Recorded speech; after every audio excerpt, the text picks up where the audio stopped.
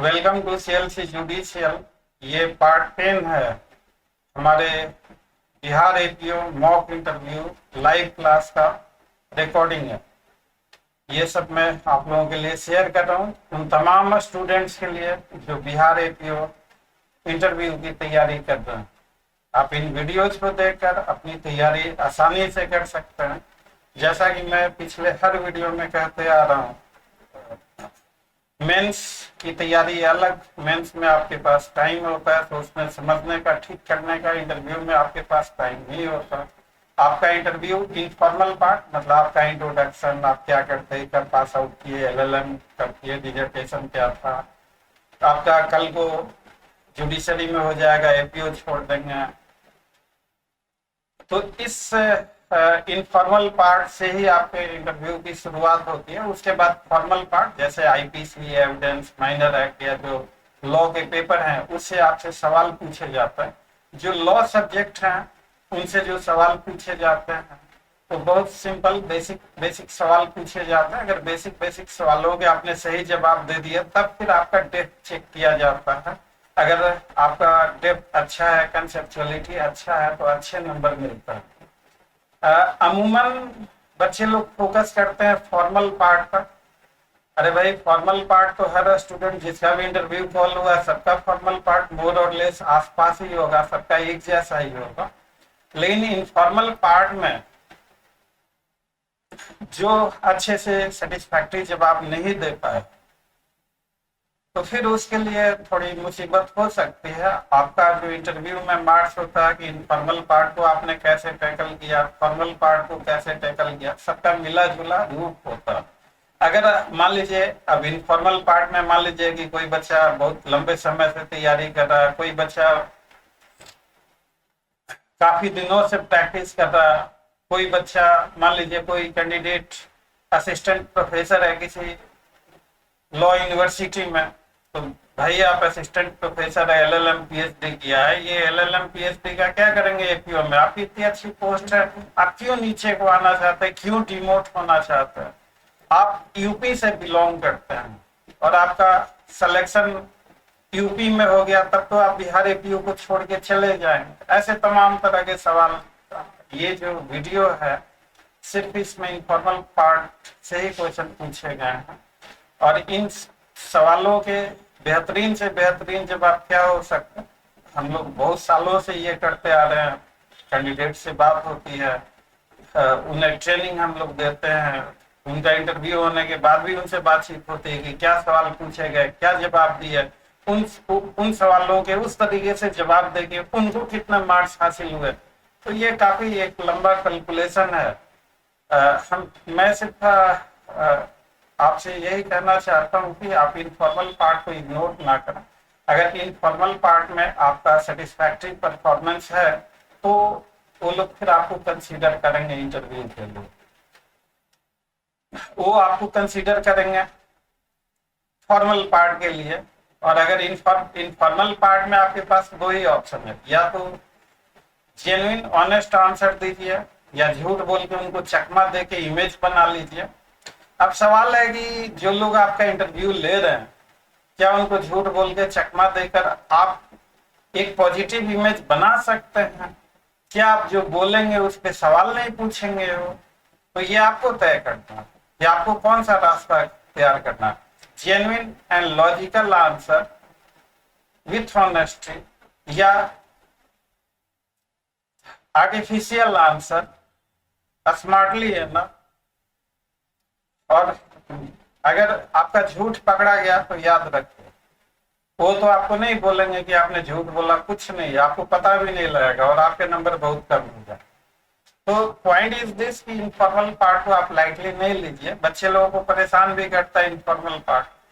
अब ये सवाल कि भैया आप बिहार एपीओ ज्वाइन करेंगे, यूपी से हैं, कल को आपका यूपी में सिलेक्शन हो जाए तब तो आप बिहार को छोड़ के चले जाएंगे।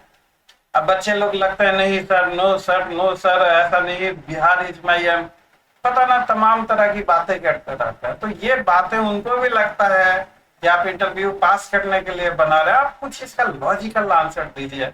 हम लोगों के पास बहुत अच्छे अच्छे आंसर हैं।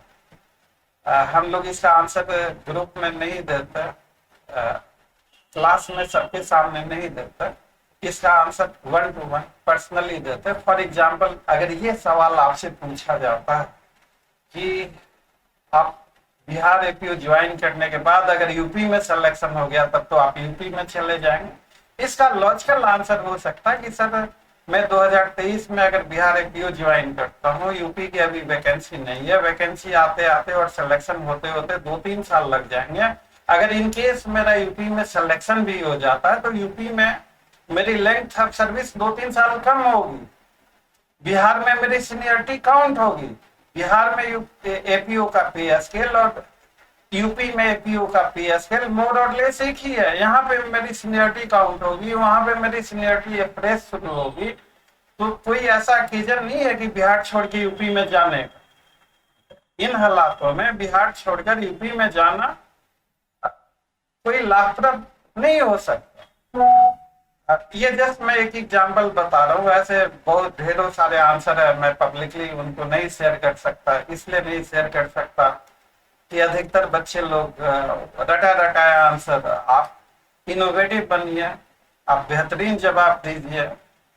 ये जान लीजिए, दुनिया में कोई ऐसा मर्ज नहीं जिसका इलाज नहीं, दुनिया में हर मर्ज की दवा। कोई ऐसा सवाल नहीं जिसका माकूल जवाब नहीं। आप सरेंडर मत कीजिए, आप सोचिए, आप लॉजिक को लगाइए, आप प्रेजेंट कीजिए।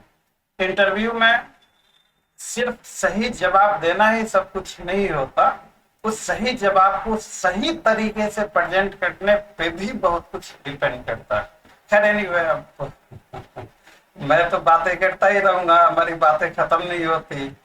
आप लोग ये पार्ट 10 देखिए, और अगर आप हमारे साथ जुड़कर अपने सपने को साकार करना चाहते हैं तो स्क्रीन पे मेरा नंबर लिखा हुआ, आप ये जो दूसरा नंबर है मैं यहाँ भी लिख देता हूँ, 9262810582। इस वाले नंबर पे मुझे अपना नाम, यूनिवर्सिटी का नाम, बिहार एपीओ लिख के टेक्स्ट कीजिए। हम लोग फ्री ऑफ कॉस्ट ये सर्विसेज हर किसी को दे रहे हैं।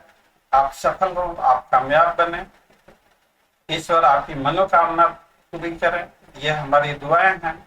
अंत में अगर वीडियो अच्छा लगे तो वीडियो को लाइक, चैनल को सब्सक्राइब और इसे ज्यादा से ज्यादा शेयर कीजिए, ताकि हर स्टूडेंट का सपना साकार हो सके, वो अपने सपने को हमारे साथ मिलकर साकार कर सके।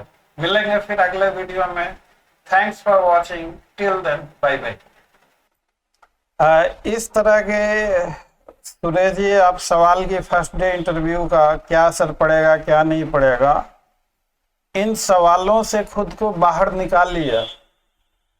अब आपका शेड्यूल आ गया फर्स्ट डे का, उसमें कोई आगे पीछे हो सकता है, इज दैट पॉसिबल? बताइए, मेरे को जवाब दीजिए। तो आप इतना भयभीत क्यों हो रहे हैं? इस तरह के सवालों में आप खुद भी परेशान हो रहे हैं, हमें भी परेशान कर रहे हैं, अपना भी टाइम खराब कर रहे हैं। हम ये एक एक सेकंड बहुत कीमती है, इस बात को समझिए। मैं आपसे बहुत प्यार से विनती कर रहा हूं कि ऐसे सवालों से आप घबराएंगे तो फिर कैसे आप इंटरव्यू फेस करेंगे? इन सवालों का बहादुरी से सामना कीजिए। अब जो भी होगा इस बारे में कुछ कैलकुलेट किया जा सकता है। आप क्या इस सवाल का जवाब मेरे से सुनना चाहते हैं कि नहीं फर्स्ट डे वो बहुत दयालु होते हैं और अंतिम दिन क्रोधित होते हैं? इस तरह का मूर्खता भरा जवाब हम दे सकते हैं हम लोग? फर्स्ट डे इंटरव्यू का माहौल कैसा होगा, तो इस बारे में सोशल मीडिया पे हवाबाजी करने वाले बहुत लोग हैं, उनको सुनिए, वो आपको जवाब देंगे। मेरा सिर्फ जवाब इतना है कि फर्स्ट डे का माहौल क्या होगा, कि वो सिंपैथेटिक होंगे या स्ट्रिक्ट होंगे, या अंतिम दिन का माहौल क्या होगा, इन सवालों पे हमें अपना समय बर्बाद करना चाहिए या जो भी हमारा अंजाम होगा उसकी तैयारी करनी चाहिए? अब मेरा सवाल है आपसे, आप ही जवाब दीजिए इसका।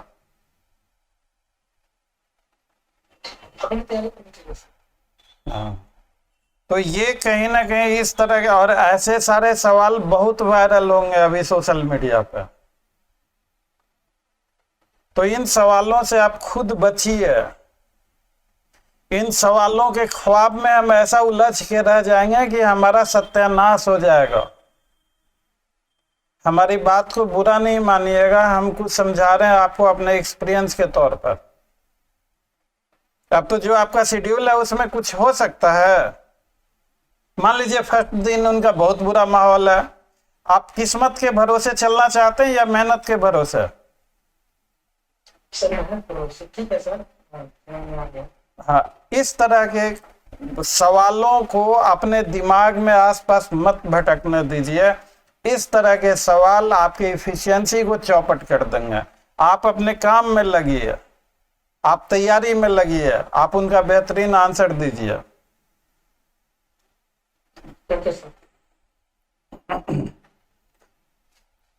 टू बिगिन विथ, चलिए सॉरी अगर आपको बुरा लगा हो, लेकिन मेरे को बड़ा वो लगता है कि हमारे बच्चे, आप सीएलसी में हैं और हमारे बच्चे ऐसे, आप होपफुल होइए।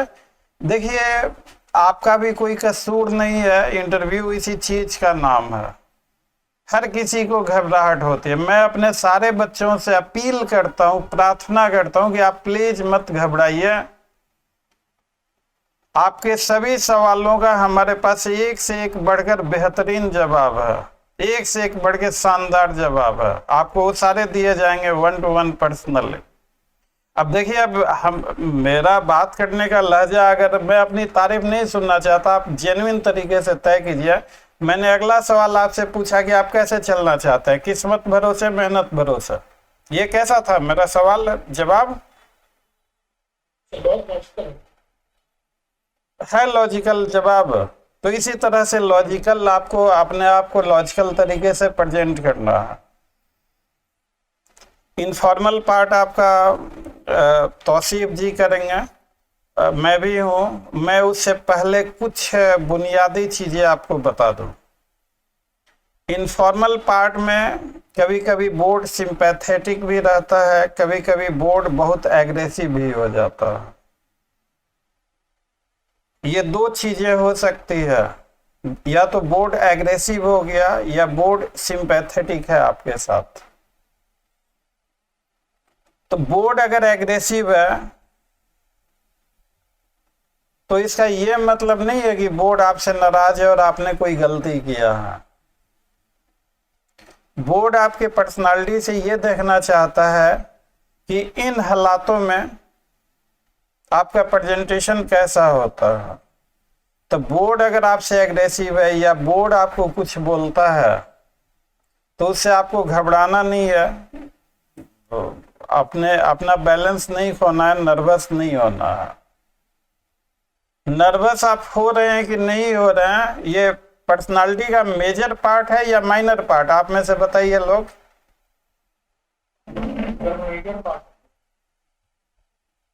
हाँ, तो आपको ये सारी चीजें लिख के पॉइंट वाइज अपने कमरे में टांग दीजिए। बोर्ड की आपसे दुश्मनी नहीं है। बोर्ड क्यों आपसे एग्रेसिव होगा या क्यों? वो उनका सिर्फ इतना ही रहता है कि आपके पर्सनालिटी के असेसमेंट के लिए बोर्ड को उन तौर तरीकों से गुजरना पड़ता है, उनको अपनाना पड़ता। तो हम लोग भी उसी तौर तरीके का, कि आपका जैसे ओरिजिनल इंटरव्यू चल रहा है, बोर्ड ले रहा है, उसी तौर तरीके से आपको प्रेजेंट करेंगे। कभी हम लोग नाराज भी हो सकते हैं, कभी हम लोग आपको डांट भी सकते हैं। तो हमारे नाराजगी और हमारे डांटने का मतलब है कि आपको एक ट्रेनिंग दी जा रही है वैसे प्रेशर माहौल में अपने आप को प्रेजेंट करने का। आप बोलेंगे कि सर मैं इतने दिनों से तैयारी कर रहा हूँ, 10 साल हो गए। बोर्ड एक अपना अलग समूह बनाएगा कि आप इतने दिन से क्या तैयारी करें, इतने दिन से कुछ नहीं हुआ, अब आप क्या करेंगे? अब बोर्ड का ये रिस्पॉन्स, अगर कोई कैलकुलेट करता है कि बोर्ड इसको निगेटिव लिया, तो कैलकुलेट करने वाले सज्जन लोग महान हैं। मैं उनकी महानता पे कोई कमेंट नहीं करना चाहता। अगर इस तरह के एग्रेसिव सवालों के जवाब के दौरान आप नर्वस नहीं होते और आप शालीनता से लॉजिकल तरीके से अगर जवाब देते हैं तो बोर्ड हर हालत में आपके उस लॉजिकल आंसर को, आपके उस तार्किक आंसर को बोर्ड हर हालत में अप्रिशिएट करेगा और आपका इंटरव्यू अच्छा होगा। अब कैलकुलेट करने वाले लोग कैलकुलेट करते रहें, अब उनके बारे में हमारे पास सोचने का भी टाइम नहीं है। जस्ट मैं आपको समझा रहा हूं कि आपका जो भी बैकग्राउंड है, आपका जो भी प्रोफाइल है,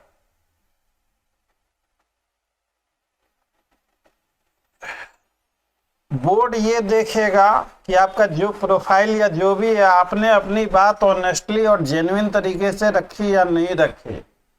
बोर्ड के सामने सबसे पहला सवाल ये है कि आप ट्रूथफुल हैं, आप जेन्युइन हैं, या आप हवाबाजी करके उनको झांसा देने के लिए कोई कहानी बना रहा। तो मेरे हिसाब से आप जितना ऑनेस्ट रहेंगे, जितना ट्रूथफुल रहेंगे और जितना तार्किक तरीके से आंसर देंगे, उतना ही आपका इंटरव्यू इन हालातों में भी बेहतर माना जाएगा। This is what I advice you. और बाकी पर्सनली 1-to-1 आपको टाइम स्लॉट भी दिया जाएगा कि आप उस समय फ्री रहें, कॉल आएगा या आप कॉल कर लें, वो सारी चीजें की जाएगी। और ये आपका 1-to-1 जो पर्सनल जो आपको ट्रेनिंग दी जाएगी जवाब देने का, उन शब्दों को आपको लिख लेना है और उन्हीं शब्दों को अपने फैमिली मेंबर में जो भी लोग हों या दोस्त सर्कल में, उन्हीं शब्दों को 1-2 अच्छे सेंटेंस में लिख लेना है, बहुत मतलब बैलेंस सेंटेंस में, और उन्हीं चीजों को शीशे के सामने खड़े होके प्रैक्टिस करना है। तो अपना आपा किसी भी हालत में नहीं खोना है। This is what at the outset I must wish to appeal to all of my students. अब इसके आगे तौसीफ जी, yes Tausif ji, now it's over to you.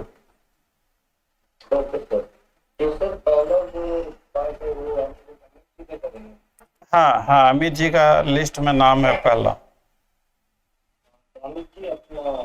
Tausif ji 1 minute और 1 सेकंड और, आपके इस पार्ट का जवाब क्या होगा, ये जवाब हम लोग यहाँ पर नहीं देंगे आपको। आपसे सिर्फ ये एक अभ्यास है कि ऐसे सवाल हो सकते हैं, आप इसका क्या बेहतर जवाब दे सकते हैं, वो आपको कोशिश करना है। इसका आंसर 1-to-1 बाद में दिया जाएगा पर्सनली, जो कि हाईली कॉन्फिडेंशियल होगा, सिर्फ आपके और मेरे बीच होगा, वो कहीं भी नहीं जाएगा। क्या ये अप्रोच ठीक है शिवांगी? बाकी सब लोग, बच्चे लोग?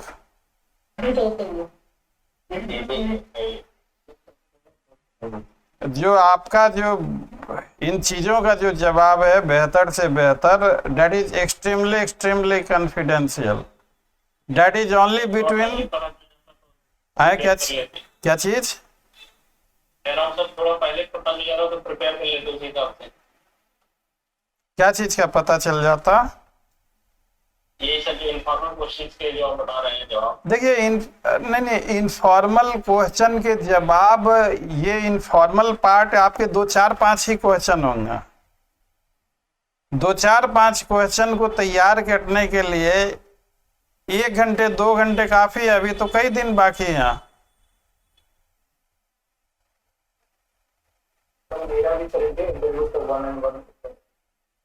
आपका कब है इंटरव्यू? दिया जाएगा आपको।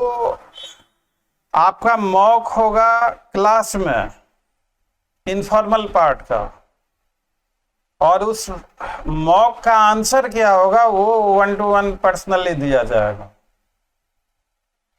शायद मैं ठीक से समझा नहीं पाया या क्या, मैं एक बार फिर से रिपीट कर दूं। नहीं सब समझ गए। यस तौसीफ जी, आप कुछ कहना चाह रहे थे, समझा दीजिए बच्चे लोगों को। मैं ये कहना चाह रहा था, देखिए आप लोग कितने कैंडिडेट हर किसी से अलग अलग, ठीक है। यहाँ पे सर बैठे हुए हैं, सर बैठे हुए, मैं बैठा हूँ, तो हम लोगों को देखना है कि किस कैंडिडेट में क्या वीकनेस है, तो हम लोग एनालाइज करेंगे, उसके हिसाब से आपको ट्रेन करेंगे। कोई जरूरी नहीं है आपकी शिवानी का जो वीकनेस है वो अनुचित है, ठीक है। तो हम 1 to 1 करोगे तभी पता चलेगा कैसे आपको इम्प्रूव करना है। तो कोई चीज ये इनफॉर्मल क्वेश्चन जो है, और जैसे सपोज कीजिए मैं 5-6 सवाल पूछा, तो वो इनफॉर्मल का जो जवाब होगा वो सर आपको 1 to 1 करके बताएंगे और आपको समझाएंगे किस तरीके से उसे जवाब देना है। उसको आप लिख लीजिएगा, मेरे प्रैक्टिस कीजिएगा, क्योंकि इनफॉर्मल पार्ट बहुत ही इम्पोर्टेंट है। इसी के बाद आप फॉर्मल पार्ट, क्योंकि इंटरव्यूअर का जो मूड आप सेट कीजिएगा ना, वो इनफॉर्मल पार्ट से उनका मूड सेट कीजिएगा। आप इतना ध्यान रखें। और एक चीज और होगा कि आप लोग प्लीज अपने आप को डाइवर्ट मत कीजिए। 10 लोगों से 10 तरीके की राय लेके अपने आप को कंफ्यूज मत कीजिए। मैं यहाँ पे सोचता हूँ जितने भी लोग हैं वो इंटरव्यूअर को ज्यादा फोकस करते हैं कि उनका क्या होगा, वो ऐसे कर देंगे, वो नहीं करना है, हमें आपको ट्रेन करना है। हम आपको ऐसा ट्रेन करेंगे कि इंटरव्यू पूछेगा, आप बेझिझक और अच्छे आंसर बताइए, ठीक है। और आपको ऐसा बना दिया जाएगा कि आप इंटरव्यू का वो समझिएगा कि वो क्या चाह रहा है। तो जितने भी इनफॉर्मल पार्ट है आप लिख लीजिएगा और सर को 1 to 1 करके उसका सर पूरा जवाब देंगे, आपको टाइम देंगे, आपको चीजें बताएंगे किस तरीके से किस पार्ट को आपको इम्प्रूव करना है। उसको इम्प्रूव करने के बाद फिर एक बार सर आपको पूछेंगे, तब आपको अपने आप को पूछिएगा, ये सब पूछेंगे। ओके, थैंक यू यार सर मैं करता हूँ। बताइए। तो जिन लोगों का इंटरव्यू से फर्स्ट फेज में उन लोगों को प्रायोरिटी से पहले दिया जाए, जो लोगों का सेकंड फेज में उन लोगों को प्रायोरिटी से थोड़ा बाद में दिया जाए, तो क्या हुआ कि लोगों को उसका पता होगा। बिल्कुल पहले वाले को पहले ही दिया जाए, तो कोई कहने वाली बात नहीं। और वो सर ने पहले ही बोल रखा है कि आप लोग सारे डिटेल्स दीजिए जिसका पहले इंटरव्यू, आप लोग डेट से अपने दीजिए ना, किसका कितना मॉर्निंग शेड्यूल में किसका इवनिंग का सब दीजिएगा, तब तो हम लोग एक लिस्ट बना पाएंगे, उसी हिसाब से टाइम जॉब करेंगे ना। अभी तो जो पहले वाले हैं हम तो हम लोग करेंगे फोकस अच्छे से, इसके लिए आप बेफिक्र रहिए। और मैं बता रहा हूँ ना, आप 6 से 7 दिन में अपने अंदर आप कुछ चेंज देखिएगा। बस आपको हर टाइम में 10 बजे से 10 चीजें नहीं पूछनी है और अपने आप को कंफ्यूज नहीं करना। और एक चीज मैं और बता देता हूँ, ये भी इंटरव्यू होगा, मैं इतनी गारंटी के साथ कह रहा हूँ कि सर से ज्यादा नहीं होगा उससे, जितना सर को अनुभव है उससे ज्यादा नहीं होगा, ठीक है। और आप लोग एक कैंडिडेट से पूछते हैं, इंटरव्यूअर खुद सर जितना एक्सपीरियंस होल्डर भी नहीं होगा, आप सर जो बता रहे हैं बस इसको फोकस कीजिए। जहाँ आप लोग फर्स्ट जगह आप पूछिएगा ना, अपने आप से कंफ्यूज कीजिएगा। अब यहाँ पे कुछ और बताया जा रहा है, आप कितनी जगह और बता रहे हैं यार ये वाला तुम करते ये तो बहुत ही जरूरी है, तो आप वहीं पे कंफ्यूज होगा, तो फिर आपका जो मोटिवेशन लेवल है ना उससे डिमोटिवेट समझ रहे हैं। आप बिल्कुल जो बोलते हैं ना प्रॉपर गोल सेटअप किया हुआ था, एक से पहले वही हिसाब है, एकदम एक को फोकस कीजिए। आप पूरा हर चीज चेंज किया जाएगा, फॉर्मल पार्ट में भी किया जा रहा है, फॉर्मल पार्ट का आंसर कैसे देना है, ठीक है, उसको एकदम लंबा नहीं करना है, क्योंकि कभी भी आंसर को जितना लंबा कीजिएगा उतना इंटरव्यू को परफॉर्मेंस होगा आपको सिखाने का, उसको कैसे डिलीट में किया जाएगा, फिर फॉर्मल पार्ट को कैसे अच्छे तरीके से बताया जाए, फिर फॉर्मल में जो आपके गैप्स हैं उसको कैसे अच्छे तरीके से डिस्क्राइब किया, ये सारी चीजें सर 1 to 1 बताएंगे आपको। तो हम लोग यहाँ पे डायरेक्टली हम ट्रेनिंग इसलिए कर रहे हैं ताकि आप लोग बिल्कुल तैयार हो जाए और बिल्कुल मतलब मैं बता रहा हूँ 7 दिन के अंदर 8 दिन के अंदर बहुत अच्छा आप लोग देखिएगा।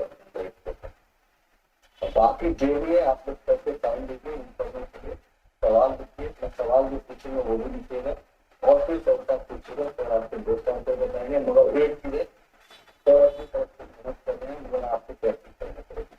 लिखने में आपको सोचने का टाइम होता है, बोलने में आपको बिल्कुल टाइम होता है। अगर आपको प्रैक्टिस की होगी तो जवाब दीजिएगा और इस वे में जवाब से ये भी देखा जाएगा आपको कोशिश करें। ये जरूरी नहीं है कि मैंने कुछ सवाल पूछा और नहीं पूछा आपने जवाब दे दिया, मुझे ये भी देखना है आप जवाब किस तरीके से दे रहे हैं, ठीक है। तो मतलब बॉडी लैंग्वेज आप इंटर करते हैं और टाइम तक आपका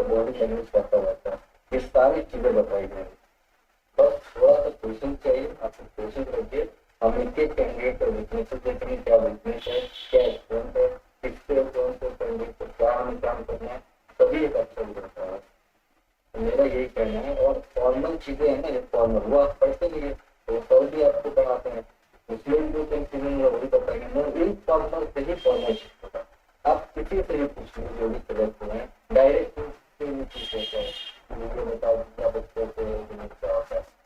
सबसे पहले उसको इंटरव्यू रहता है, उससे पूछा जाता है आपने प्रैक्टिस नहीं की है नहीं किया, तो समझिए वहाँ पर आप जब अच्छे से बताइए ना तो इंटरव्यू थोड़ा अच्छा लगेगा, अच्छा इसमें नहीं किया उसके बाद फिर आप प्रॉब्लम करता है।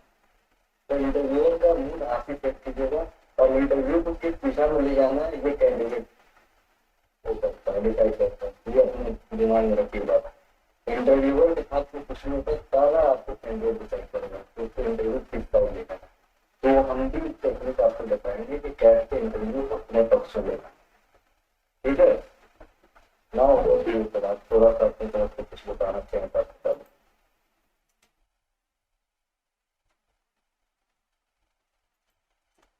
तौसीफ जी ने जो भी कहा है, जब ये वीडियो आएगा आपके पास तो एक एक चीज नोट डाउन कर लीजिएगा। और जो आपका इनफॉर्मल अगर सक्सेसफुल होगा तब बात आगे जाएगी फॉर्मल में। आपकी शुरुआत ही इनफॉर्मल पार्ट से होगी। अधिकतर अरे यार इनफॉर्मल पार्ट में क्या रखना है, फॉर्मल का तैयारी करो। आपके जो इंटरव्यू में नंबर मिलते हैं वो इनफॉर्मल और फॉर्मल दोनों का अपनी अपनी जो रोल होता है, आप किसी एक को इग्नोर नहीं कर सकता। और 100 बात की एक बात, अगर स्ट्रेटजी हर घड़ी बदलती रहे, आज आपकी स्ट्रेटजी कुछ हो गई, कल को आपकी स्ट्रेटजी कुछ हो गई, तो फिर उसके लिए फिर उसका अंजाम भी भुगतना तय है, पड़ता है हर किसी को। हमारी लाइन ऑफ अप्रोच है ऑनेस्ट और genuine answer, logical answer, satisfactory answer, convincing answer. हमारी स्ट्रेटजी है कि फन्ने खाने ही बनना है इंटरव्यू के सामने, इंटरव्यू बोर्ड के सामने। हम इतने बड़े कलाकार नहीं है कि उनको हम बेवकूफ बना के अपना इमेज बना लें, इतनी हमें क्षमता नहीं है। और अगर इस स्ट्रेटजी पे हम लोग काम करें कि हम जो भी हैं ऑनेस्ट हैं, जेन्युइन आंसर लॉजिकल तरीके से, रीजनेबल तरीके से हम दे रहे हैं। अब उसमें कोई आपको सजेस्ट कर दे कि अरे भैया तुम ये बोलोगे तो ये होगा, वो बोलोगे तो होगा, ये बोलोगे तो फिर उसमें आप कंफ्यूज हो जाएंगे, आपका हौच पौच हो जाएगा और आपका प्रेजेंटेशन उससे बहुत ही सीरियसली डैमेज हो जाएगा। आप किसी एक की ही बात मानिए, जिसकी बात आपको लॉजिकल लगती है, जिसकी बात आपको रीजन। मैं ये नहीं कहता कि हमारी ही मानिए, किसकी बात ज्यादा बेहतरीन है यह आप अपने विवेक से तय कीजिए। हम लोग अपनी बात का सर्टिफिकेट नहीं दे सकते कि हम ही लोग सर्वे सर्वा हैं। हम लोग अपने अनुभव के आधार पे और अपनी योग्यता और क्षमता के आधार पे अपना बेहतरीन से बेहतरीन हर एक स्टूडेंट को देने का प्रयास करेंगे, जितना कुछ हम लोगों से हो सकता। We will give our maximum 100 out of 100%। तो और ये लास्ट मोमेंट पे किसी भी, देखिए स्वाभाविक है, आप स्टूडेंट हैं, आप भी चाहते हैं किसी भी तरह से हो जाए, हम भी चाहते हैं। तो अब जैसे है ना कि एक आदमी ने उससे भी पैरवी करवा दी, उससे भी पैरवी करवा दी, उससे भी फोन करवा दिया, उससे भी, तो उसका अंजाम आप समझ ही सकते हैं कि क्या होगा। आप किसी एक को पकड़िए और बस उस तौर तरीके पे। बाकी तौसीफ जी, मैं थोड़ा सा अभी, चूंकि इनफॉर्मल पार्ट आप ही को कराना है, आप इसको आगे कंटिन्यू कीजिए। जी अपना वीडियो ऑन कर दीजिएगा।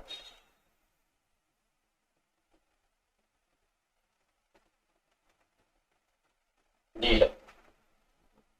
तो आप ड्रेस तो नहीं रह रहे हैं सर एक्चुअली थोड़ा सा मेरे हाथ में चोट लगी हुई है, आप देख पा रहे हैं, बेल्ट कराया हूँ। अच्छा अच्छा चलिए कोई बात नहीं।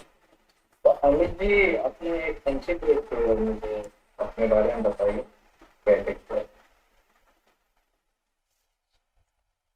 सर मैं 2013 में रेली पास आउट हूँ। उसके बाद मैं यूजीसी की तैयारी में आया और बीच बीच में मैं थोड़ा सा प्रैक्टिस भी करता रहा 2013 में और अपने एग्जाम। 2013 में अपना जी तो एलजी के बाद आपने 2013 के बाद अपनी तैयारी की। हाँ सर, थोड़ा सा गैप लेके फिर तैयारी करनी चाहिए। किस चीज की तैयारी कर रहे हो साहब। यूजीसी की सर। यूजीसी की। तो 10 साल में आपको रिजल्ट हुआ। नहीं सर, रिजल्ट मिला लेकिन अपेक्षित रिजल्ट मुझे यही तक नहीं मिला। सफलता है बीच बीच में मिली थोड़ी बहुत, लेकिन फाइनल नहीं हो पाया। अच्छा तो आपने प्रैक्टिस किया। नहीं सर, प्रैक्टिस जाता रहा मैं बीच बीच में। कैसे करना पड़ा फिर। सर यही कंप्लेन केसेस वगैरह और सील सूट वगैरह इसी तरह के मिसलेनियस, तो कोई पार्टिकुलर नहीं था कि किसी अभी तो बहुत चीजें चाहिए वगैरह वगैरह कर सकते हैं यूज नहीं करना। ठीक है अब मुझे बताइए आप कंप्लीट प्रोसीडिंग मतलब क्या किलोमीटर की बात कर रहे हैं। हाँ सर। तो आप आप रिलेट क्यों नहीं किया जल्दी के बाद इतना दिन आप तैयारी कर रहे थे आपको नहीं लगा कि मुझे लंबी करनी है कहीं। सर उसका कारण ये है कि जब मैंने तैयारी शुरू की तो तैयारी के बाद मैंने कुछ साल तैयारी करने के बाद फिर रिजल्ट आने लगा तो कुछ पॉजिटिव आया कुछ निगेटिव आया और उसके बाद सर थोड़ा थोड़ा प्रैक्टिस भी करने लगा तो मुझे लगा कि मुझे इसी में रहना चाहिए, इसलिए मैं अवेलेबल में नहीं गया। तो आपका मेन टारगेट क्या है गोल क्या है। सर मेरा मेन टारगेट है सर कि आज इंसान अपने जीवन में सक्सेसफुल है। सक्सेसफुल तो बहुत सारे लोग हैं जो दुकान वाला उसका दुकान चल रहा है वो सक्सेसफुल है और उसका गोल तो है ना। नहीं सर, जिस फील्ड में मैं हूँ जिसके लिए मैं प्रयास कर रहा हूँ उसमें सफलता जाता है। आप क्या टारगेट आपने क्या पूछा आपको क्या बनना है 2013 के बाद आप तैयारी कर रहे हैं तो क्या आप किस चीज की तैयारी क्या बनना चाह रहे थे आप। सर टारगेट मेरा ये था कि मुझे जुडिशरी में रखना था, जुडिशरी की तैयारी भी मैंने की और साथ साथ में मैंने एपीयू के भी एग्जाम दिए। कितने एग्जाम दिया सर 2015, 2020 और ये 2013 कहाँ पे यूपी का। अच्छा वहाँ पे नहीं था। नहीं सर। आप यूपी थे। जी यूपी सिद्धार्थनगर। तो आप तो वहाँ पे हो जाता है उसके बाद अगर यूपी में भी हो जाता है तो अपना छोड़ के जा सकते हैं। नहीं सर, एक्चुअली ऐसा नहीं है कि मेन का आपका प्रेफरेंस क्या रहेगा होम स्टेट रहेगा या बिहार रहेगा। सर मेरा प्रेफरेंस ये है जो मैं प्रेजेंट में है जो मेरे पास मेरा प्रेफरेंस सर वही रहेगा। प्रेजेंट में मेरे पास यही अपॉर्चुनिटी है और मैं आगे का सब बहुत ज़्यादा कर नहीं सकता कि आगे क्या होगा। सो मैं प्रेजेंट मोमेंट में रहता हूँ और मैं इसी पे स्टॉप रखूंगा और जो मुझे मैं आपको बताता हूँ इसलिए मैं आपसे आगे बढ़ता सर मैं एक्चुअली मैं जैसा मैं बता रहा हूँ आपको कि बहुत ज़्यादा फ्यूचर में प्रिडिक्ट करता नहीं हूँ। अपने एग्जाम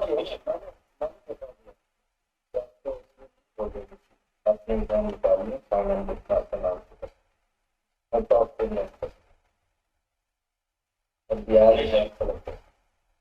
मैं मेरे प्रेजेंट में जहाँ होगा मैं वहीं स्टॉप रहूँगा। इसको लिख लीजिए और आप सवाल जो सवाल पूछे है ना तौसीफ जी ने वो सारे सवाल लिखते जाइएगा और उन सारे सवालों के जवाब मेरे से लेना है आपको और उन जवाब का मिरर प्रैक्टिस करता है। ठीक है ठीक सर। है। और अमित जी ने कुछ आपसे जैसे पूछा कि आपका मेन गोल क्या है, कहाँ घबरा है आपको, आप ये सोच रहे थे कि मैं एक ये बोलूँ और ये चीज ऐसा कर जाए। हाँ सर, थोड़ा सा इसमें कंफ्यूज हो गया। वो समझ में आ जाता है। तो आप हम इसे सोचते डिस्कशन को भी इसको भी आपको काम करना है, क्योंकि मैं पकड़ लिया आप बिल्कुल श्योर नहीं, क्योंकि आदमी को जब गोल होता है ना तो बिल्कुल वो सोचता ही नहीं अपने में कुछ प्रॉब्लम कर वो सब बताएंगे कभी भी पता नहीं। और क्यों गवर्नमेंट सर्विसेज या स्टेबिलिटी या ये रिस्पेक्टफुल नहीं बोलना है। अरे रिस्पेक्टफुल बोलेंगे तो फिर अगले क्वेश्चन के लिए तैयार हो जाइए। किसका जॉब नहीं, डॉक्टर का वैसे ही रिस्पेक्टेबल, पुलिस के बिना क्रिमिनल हमें जीने नहीं देंगे। जवाब कोई ऐसा नहीं देना है कि फिर आगे काउंटर क्वेश्चन हो। वो जवाब क्या होगा, we will give you our best of the best 100%। ठीक है। और ये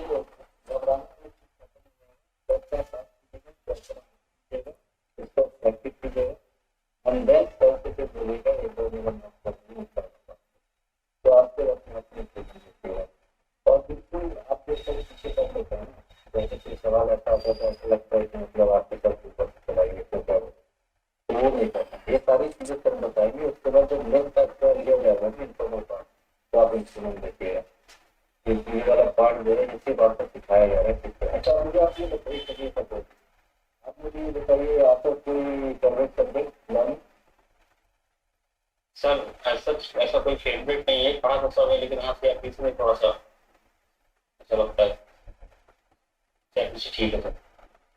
मैं आपसे पूछ रहा हूँ आपका कोई फेवरेट सब्जेक्ट? आपको मैथ से ज्यादा कोई फेवरेट सब्जेक्ट तो नहीं है, बहुत सब पढ़ा है, तो आपको लगता है कि सही आंसर है? हर एक सब्जेक्ट अच्छा होता है। अच्छा तो मतलब क्या है कि उसको समझ में बहुत अच्छे से उसका फेवरेट है, ये क्या लगता है ना?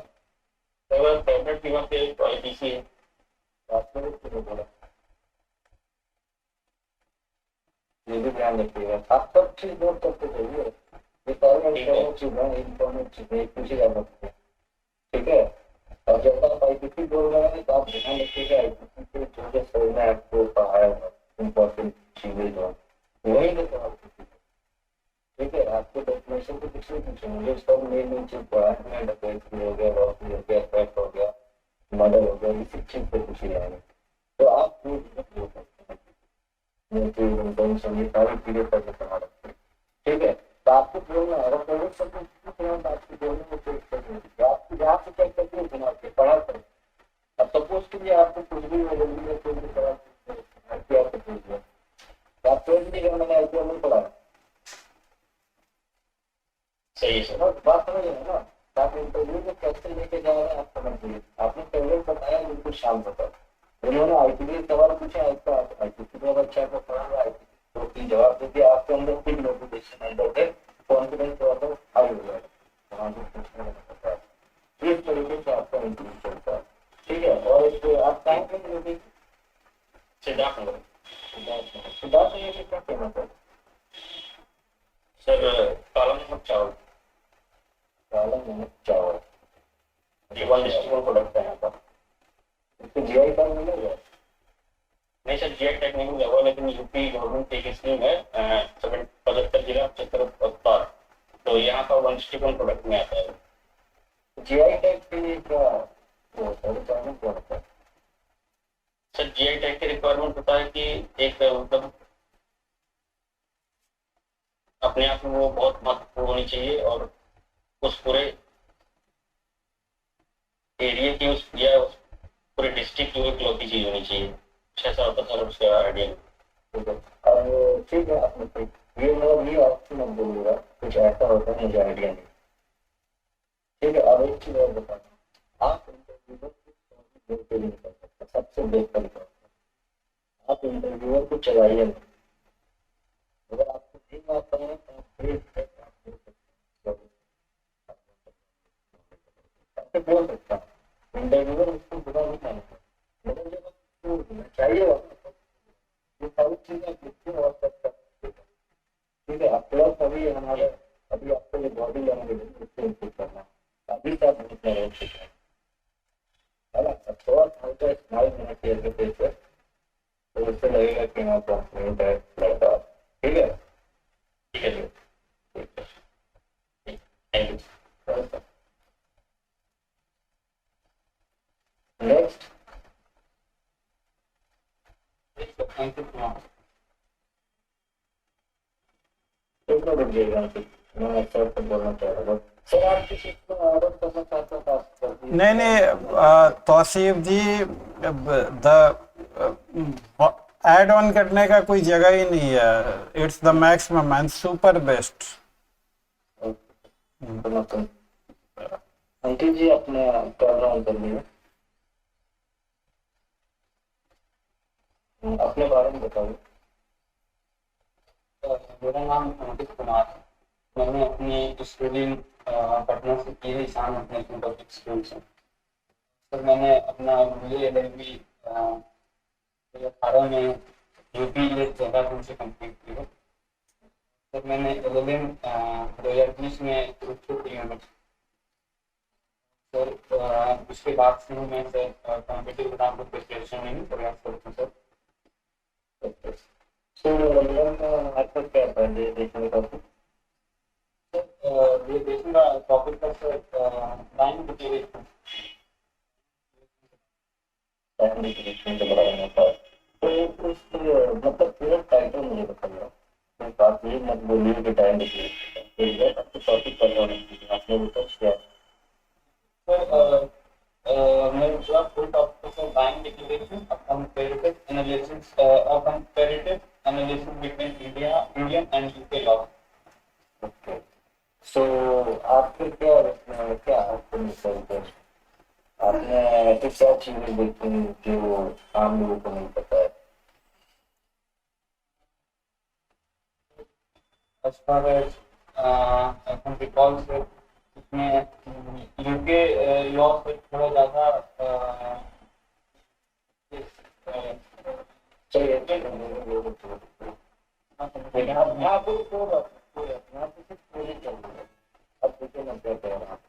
आप 11 से प्रेजेंटेशन अच्छे से पढ़ लीजिए। ठीक है, आपका जो कॉम्पिटिटिव स्टडी है ना, आप ये किस तरह ये पूछा जाएगा कि आपके इंडियन लॉ में और आपके यूके में क्या डिफरेंस है। ठीक है, वो दोनों चीज आपको अच्छे से पढ़ते जाना है। ठीक है, और एलएलएम में आपका सब्जेक्ट क्या होगा? कॉन्स्टिट्यूशन को सर कॉर्पोरेट लॉ और सर स्टूडेंट को सर ये तो एलएलएम में सर कॉन्स्टिट्यूशन कॉन्स्टिट्यूशन कुछ अलग होगा, कॉम्पैरेटिव कॉन्स्टिट्यूशन होगा या अच्छा मतलब वो प्री इंडिपेंडेंस कॉन्स्टिट्यूशन हिस्ट्री का आपको नहीं पड़ेगा कि कनाडा का कॉन्स्टिट्यूशन, ऑस्ट्रेलिया कॉन्स्टिट्यूशन, यूएस का एलएलएम ये पढ़ाएगा। चलिए ठीक है, तो आप अपना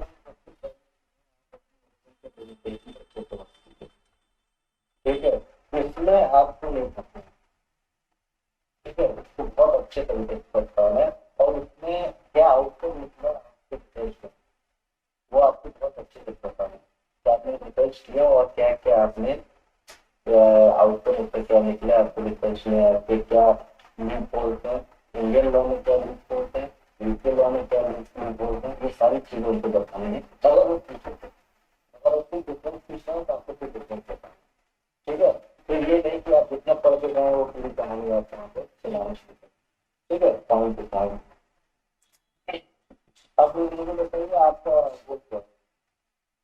आपने गोल क्या बताओ?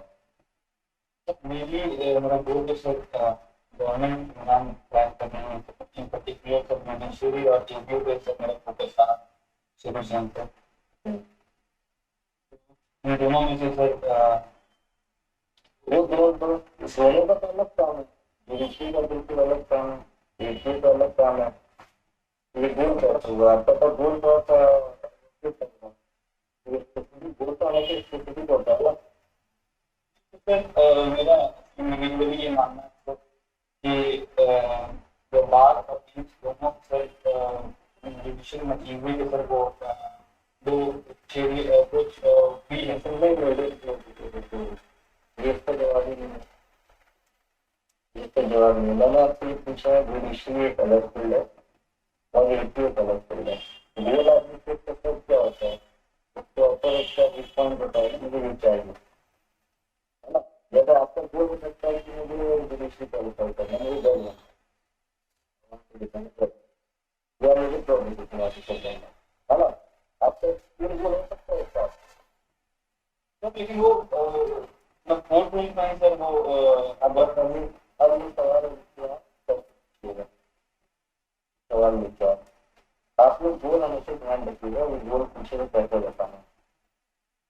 हाँ सर, बट लेकिन हमेशा से जुडिशरी रहा है सर, इस वजह से मतलब वो झूठ भी बोलना नहीं है सर। झूठ नहीं बोलना है, उसी चीज को सर बताएंगे कि कैसे ऐसे करना, ठीक है ना। क्योंकि गोल आप बता रहे हैं तो आप दो तीन चीज नहीं दे सकते हैं। आप ये नहीं बोल सकते हैं कि मैं लॉ ऑफिसर बनना चाह रहा था और इसलिए दे रहा था, जुडिशरी ये बोल नहीं सकता, ठीक है। यानी आप हर जगह आप मारो कहीं भी कुछ नहीं है मुझे इंटरव्यू में यही, ठीक है। अब आप मुझे बताइए आपके अंदर क्या ऐसी क्वालिटी है जो वास्तव में नहीं है, आपको कराएं।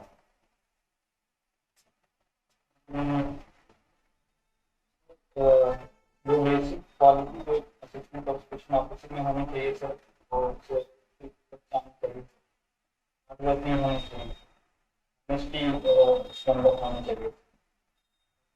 मैं सर क्वालिटी सर मैं अंदर महसूस करता हूँ सर, इस वजह से सर ये जॉब करता हूँ उसमें काफ़ी ज़्यादा जरूरत करता हूँ, तो बस मतलब जो स्कूल में मेन मोटिवेशन है वो तो आपने किया ही नहीं है। प्रैक्टिकल बेसिस पे देखा जाए सर, तो मेरे पास वो प्रैक्टिकल अनुभव नहीं है सर। तो बाकी जो प्रैक्टिकल जो करते हैं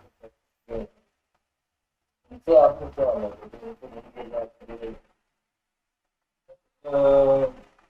कंपेरेटिवली सर हम ये समझ सकते हैं सर, क्योंकि मैंने अपना सारा समय एक करने में ही किया है सर, तो इस वजह से सर हम ये मतलब मान सकते हैं कि मुझे अंदर से ज़्यादा हो सकते हैं। तो आपको ये लगता है नॉलेज जो आपको कुछ नॉलेज है वो आपको नहीं चलता है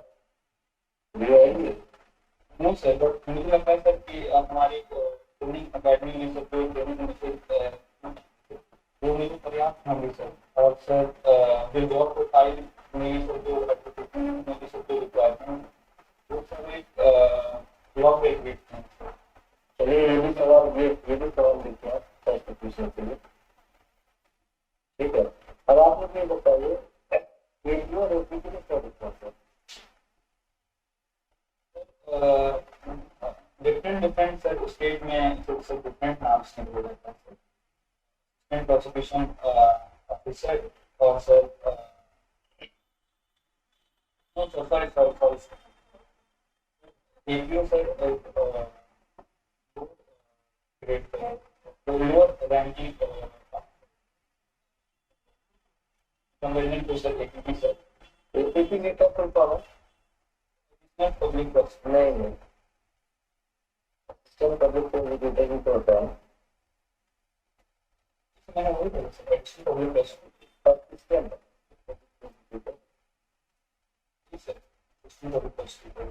एडिशनल अलग हो गया ना। बहुत पहले आपने जब कंफ्यूज करके एक बार सोचिए ना पार्टिकल में हो क्या बोलना, ठीक है। तो आपका क्या हर स्टेट में अलग अलग होता है, कहीं यूपी होता है कहीं ओपीटी होता है। नहीं सर, मैंने ईडी से कई जगह अब देखिए यहाँ पे मैंने क्या किया ना, यहाँ पे मैंने आपको गलत चीज बोला मगर आप खुद को मान गए।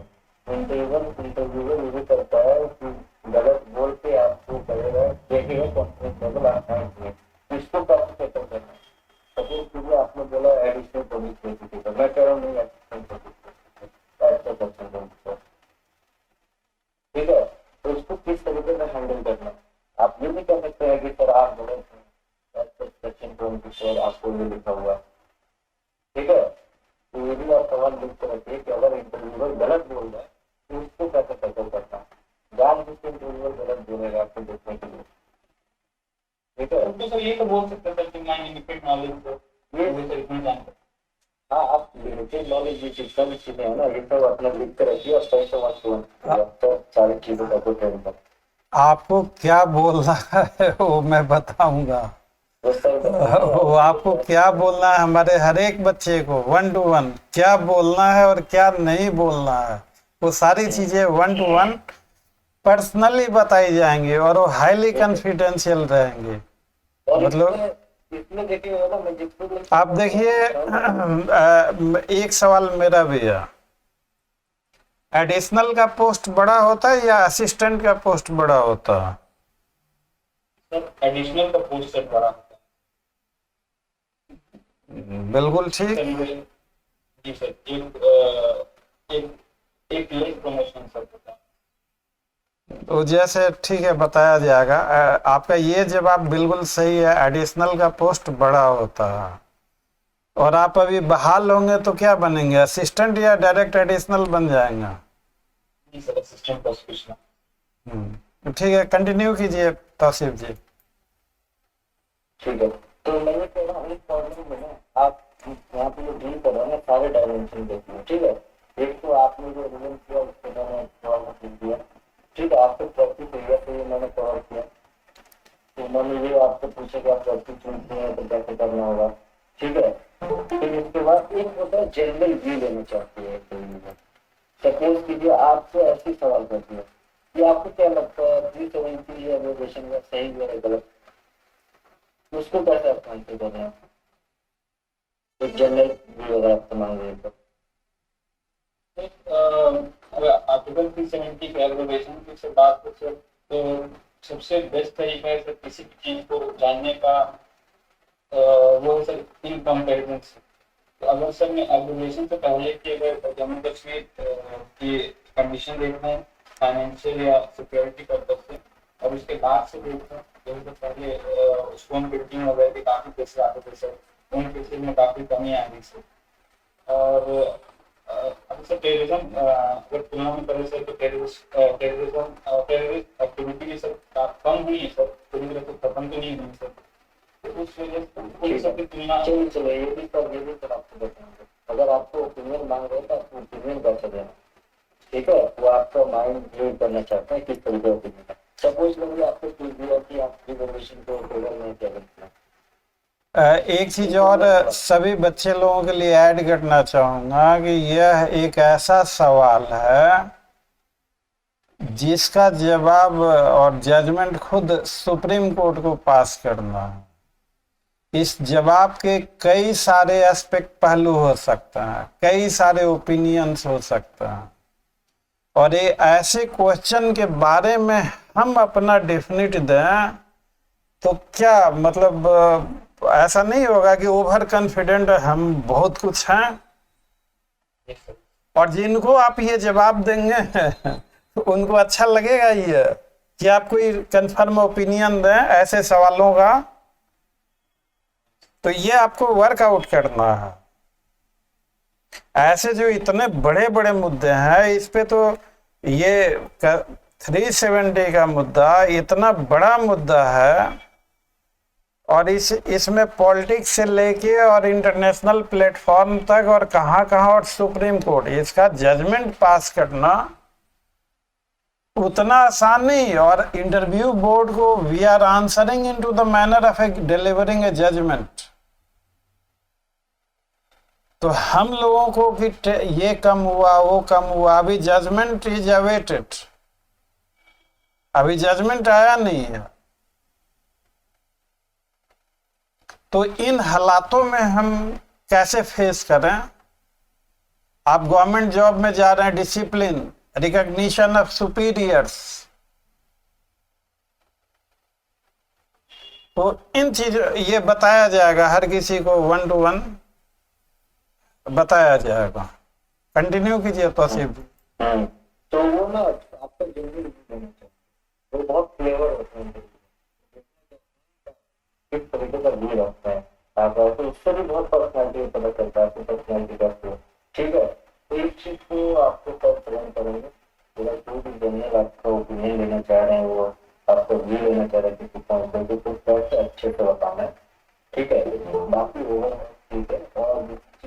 बोलूंगा कि अपने सब्जेक्ट को लेके परेशान मत होइएगा, ठीक है। एविडेंस इतने सारे प्रोविजन में कुछ भी पूछ दिया तो क्या होगा।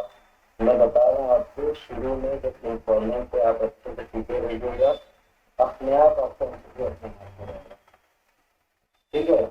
आप इंटरव्यू अपने से चलाइएगा, आप बोलिएगा वो वहीं से सवाल करेंगे, आप वहीं से जवाब दीजिएगा, फिर वहीं से सवाल होगा, वहीं से जवाब होगा, आपका इंटरव्यू तक, ठीक है। इनफॉर्मल में होता क्या है, इनफॉर्मल जिसका खराब होता है ना वो सीधे फिर आता है जॉब पे, लेकिन जिससे इनफॉर्मल खराब हो गया वो ऐसे ही बिल्कुल मतलब घबराएगा, वो आता वो चीज नहीं बता पाएगा, और जब बाहर निकलेगा बताएगा यार ये पता था, ये सब चीजें मैं खत्म कर दी। हर किसी के अंदर कोई ना कोई आपको स्किल है, हमें देखना है क्या रुकने से क्या आपको उससे तो बढ़िया है आपका। हाँ बोलिए सर। एलिमेंट के सर जैसे सब्जेक्ट्स आपने पूछे सर, और सर मतलब मैंने वो सब इतने से डिस्टेंस नहीं किया, मैंने पेपर ही किया है वो एक उनका मतलब पाकिस्तान आउट आप बोल दिया कॉर्पोरेट जॉब बोल दिया, लेकिन उसमें सर मैंने मतलब वो पढ़ा है 6 महीने पहले मुझे बहुत तमाम जैसे सब्जेक्ट्स बताने के सर नीचे डेप्थ सवाल आने लगे सर, तो देखिए आपसे आप बताइएगा, हमने एलिमेंट किया पूछेंगे, एलिमेंट किया है, ठीक है। एलिमेंट से आपसे जरूर पूछेंगे आपने एलिमेंट क्यों किया, ठीक है। एपी बनने के लिए तो एलिमेंट सफिशिएंट है, जेई बनने के लिए एलिमेंट सफिशिएंट है, एलिमेंट क्यों किया आपने, ये सवाल नहीं कीजिए, ये सवाल नहीं कीजिए, ठीक है ना। एलिमेंट क्यों किया आपने, ये सवाल है, ये अपने में सवाल है, और इसकी बहुत प्रॉपर लेना है। और रही बात और जी एलएलएम आपने किया और टीचिंग में आपको जाना ही नहीं है, आपको गवर्नमेंट जॉब ही प्रेफर करना है, तो फिर एलएलएम क्यों किया? मतलब ये सवाल जो है ना कई तरह से पूछा जा सकता है कि आप गवर्नमेंट जॉब ही चाहिए तो जॉब ही चाहिए, तो जॉब तो LLB sufficient, why wasted your time into LLM. और एलएलएम किया तो क्या सोच के किया, क्यों किया? तो अब उनका मूड कैसा होगा, वो किस तरह के सवाल पूछेंगे, हम लोग उसका तो अनुमान नहीं लगा सकते, लेकिन संभावित तौर तरीके क्या हो सकते हैं वो जरूर कर सकते हैं। तो हम लोग आपको हर हालात में चाहे वो जैसे भी करें, मतलब हम लोगों को इस हिसाब से ट्रेन करना है कि परिस्थितियां चाहे जो भी हो, आप हर परिस्थिति में अपना बेहतरीन दे सके वहां पर। यस, तो सिर्फ कंटिन्यू कीजिए। और बाकी भी बच्चे हैं, टाइम जो है ना, 3 आदमी अभी और भी हैं।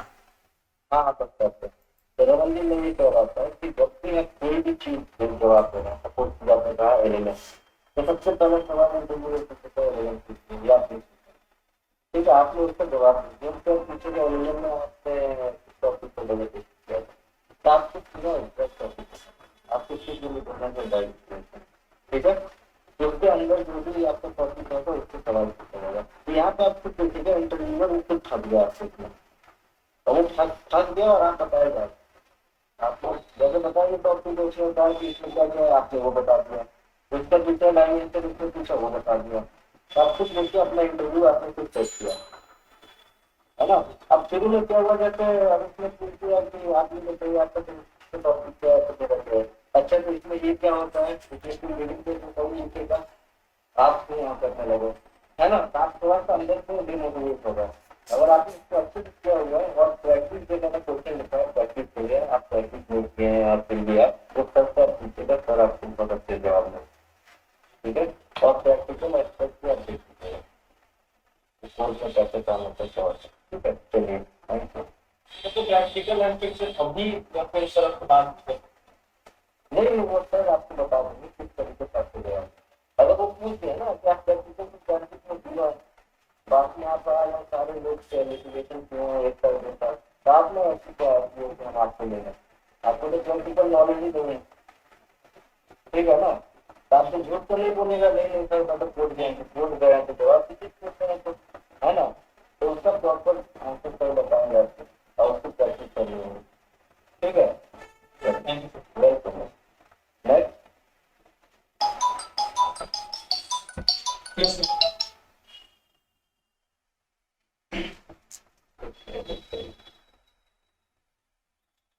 मैं वीडियो ऑन करती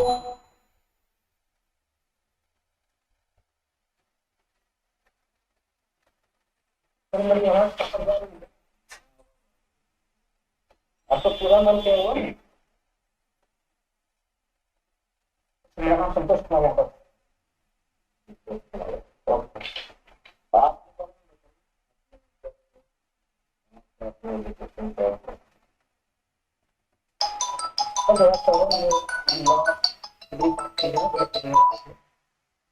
और ये और सभी लोग दिमाग से लगातार प्रयास कर रहे हैं। सरकार एग्जाम के में संतोष दे रहे हैं, नहीं पाया है। और ये मेरा अपना नहीं शौक करता है इंटरव्यू है, तो फिर भी इसमें सब हमको मिलाते रहते हैं। तो कुछ प्लेयर्स को देखते हैं, सीखने ये जो आप बताए ना, मैंने आज जगह सफलता देख रखी, आज जगह इंटरव्यू दिया, आज ये आपको वहाँ पर पूछना समझ जाता, इसके सवाल लिखिए, आपको सर बताऊंगा। आप ये सब नहीं बताना कि मैं इतनी जगह इंटरव्यू में गया, सफलता नहीं हासिल हुई, यहाँ से गया, वो नहीं। ये सवाल आपसे पूछे, ठीक है? इस चीज को किस तरीके से बताना। मुझे ऐसा फील हुआ कि आप इसको अदरवाइज की बने जितने भी लोग हैं यहाँ पर, ठीक है? यहाँ पे सब किसी तरह हाँ बोले बोले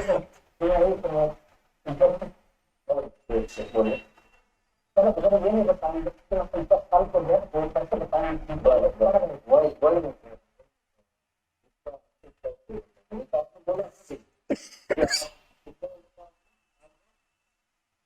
आप नहीं कर सकता, आप लोग अपने लिए 4 इंटरव्यू दिया, है ना? तो भी आपको नहीं हुआ, ठीक है? आपने आप नहीं हुआ, आपने क्या पाया, आपके लिए क्या चाहिए? तो कहीं कहीं कुछ कहेगा यानी आपको कभी पता ही नहीं है।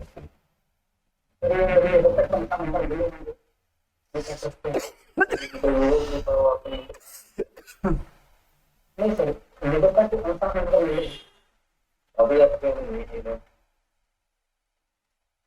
तो मैंने कहा कि कहीं कहीं नंबर कुछ कम रह जा रहा है।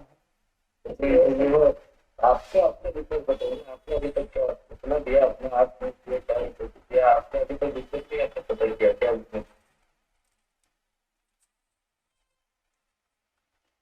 सर हम प्रयास लगातार कर रहे हैं और आप प्रयास, आप बच्चे का आपके डिटेल में पता होगा, प्रयास कुछ नहीं करना।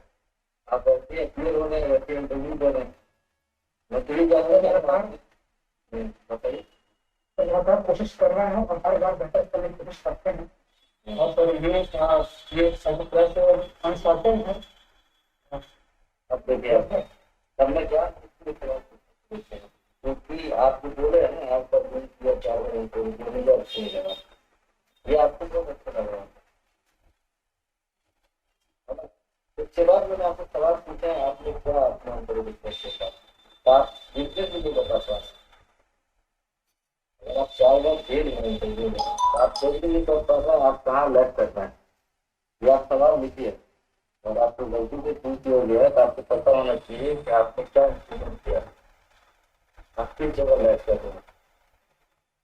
और सर बताएंगे इस चीज के लिए जॉब का है, वो किस तरीके का काम करना है। एक इंटरव्यूअर को कभी अच्छा नहीं लगता कि बच्चा आके वो अपनी पूरी 8 5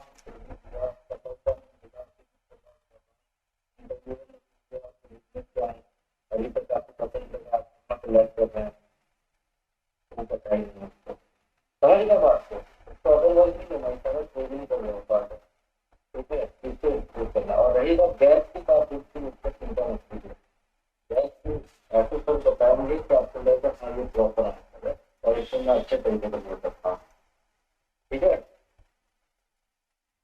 आप मुझे बताइए आपको बोल क्या है, आपने रिव्यू किया, रिव्यू कर बोल सकते हैं। दो बनना या एक बनना, जज बनना या एक बनना, मतलब आपको 2 बोले, या तो जज बनेंगे एक बनना। दो नहीं है, एक में जाना ही दो है। अगर मैं के साथ नहीं हुआ तो सिस्टम में सहायता करना ये भी कुछ तो मतलब आप ये समझ लो आपका जुडिशियल मिलेगा इससे क्या पूछना है। ऐसा कुछ नहीं। अगर लास्ट सीजन हमारे पास गवर्नमेंट लास्ट सीजन में गवर्नमेंट जॉब टीचर करने के लिए जो भी आपकी मिलिट्री और एक तो ये दोनों को हम प्रयास कर रहे हैं और दोनों भी आप ये क्यों बोल रहे हैं गवर्नमेंट जॉब के लिए तो बहुत सारे आपको लोग कैटेगरी आते हैं ऐसा है, लेकिन सर हमने वो भी पढ़ा वो भी RBI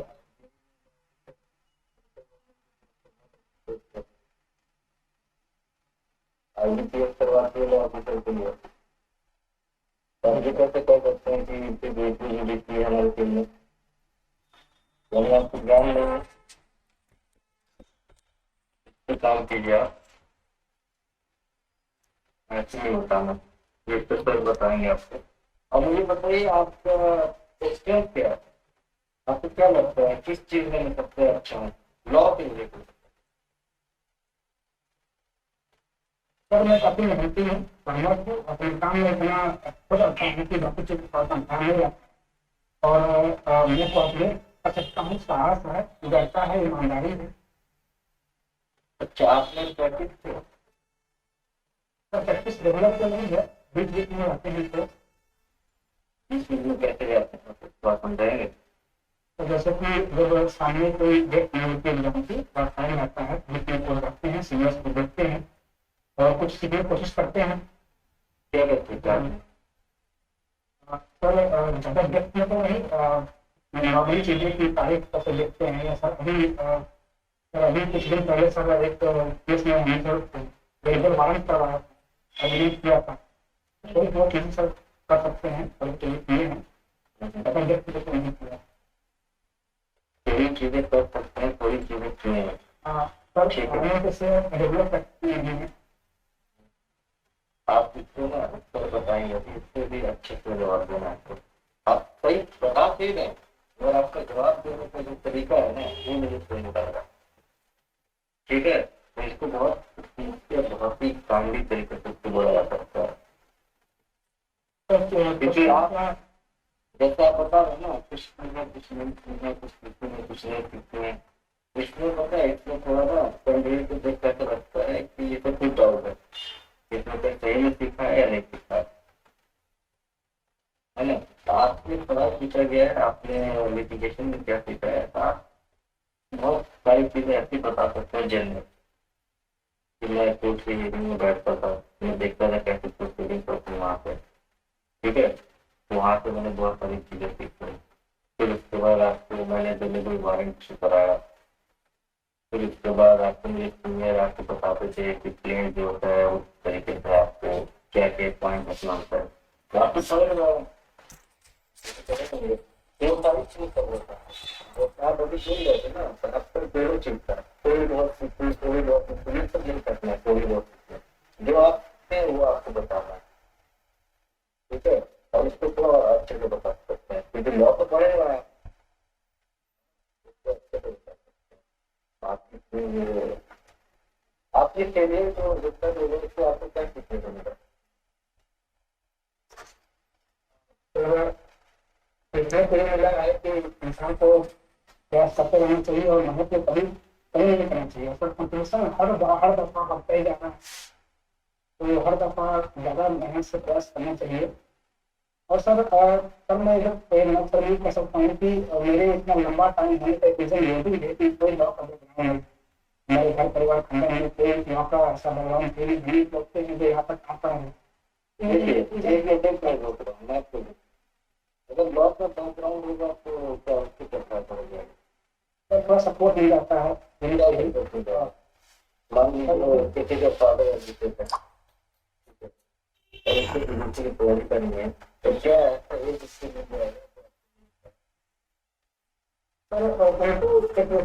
माहौल मिलता है जिससे सब कुछ अवेलेबल रहता है इनका एक बैकग्राउंड माहौल होता है उसी चीज को सुनते हैं देखते हैं पढ़ते हैं तो जहाँ सब कुछ अपने आप से सीखना है और जहाँ कोई थोड़ा सा टफ रहता है तो फर्क होता है अपने आप को विक्टिम नहीं बनना ये भी सब आपको बताओ इंटरव्यूअर को सामने अपने आप को अल्टरनेट बताइए कि मैं ये विक्टिम आप नहीं, अबाउट 80% बच्चे जो हैं उनका बैकग्राउंड 70% 80%, तो आप वहाँ जाके नहीं कहते स्ट्रेंथ मेरा बैकग्राउंड है, तो आपका जब बैकग्राउंड नहीं है तब फिर जो आपको भी पता है बैकग्राउंड फील होने दिया, बिकॉज ऑफ माई इंटरेस्ट। जब इंटरेस्ट है तो उसे बैकग्राउंड क्या जरूरत है? प्रेजेंट तो हो सकता है, ये लंबा टाइम लगा। देखिए हो सकता है पर ये चीजें आपको अवॉइड करनी है, ये चीजें नहीं बोलनी है वहां तक, ठीक है? ये तो सब बताएंगे आपको पूरा जो भी होगा।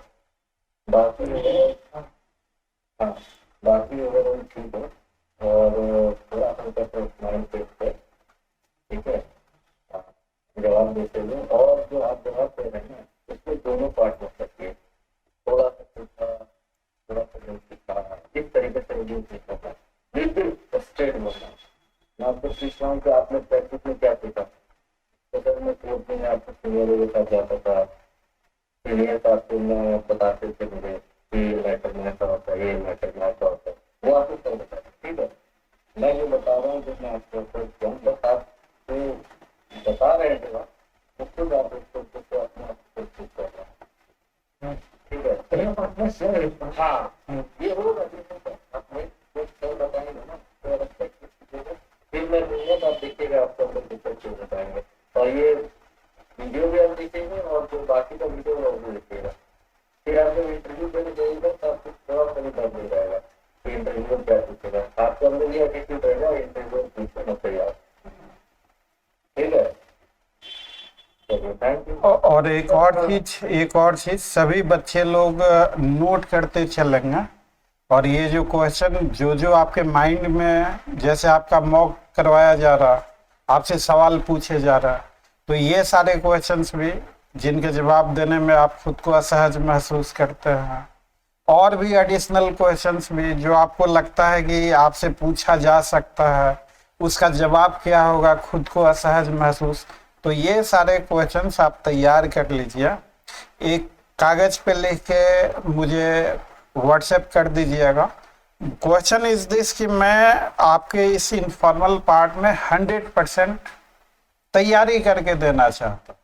अचानक से बगैर तैयारी के मैं जवाब दूं तो हो सकता है कि मैं भी इंसान हूं, मेरा भी बेहतरीन ना आ पाए। इन चीजों की एक शानदार तैयारी करके शानदार जवाब, और आप खुद अगले सेशन में अपने में बहुत बड़ा चेंजेस खुद महसूस करेंगे, आप खुद को कॉन्फिडेंट महसूस करेंगे। एक दो ऐसा एक्सरसाइज हो गया आपका अच्छे से काम। तो आप सीएलसी में आप थोड़ा भी निराश मत हो।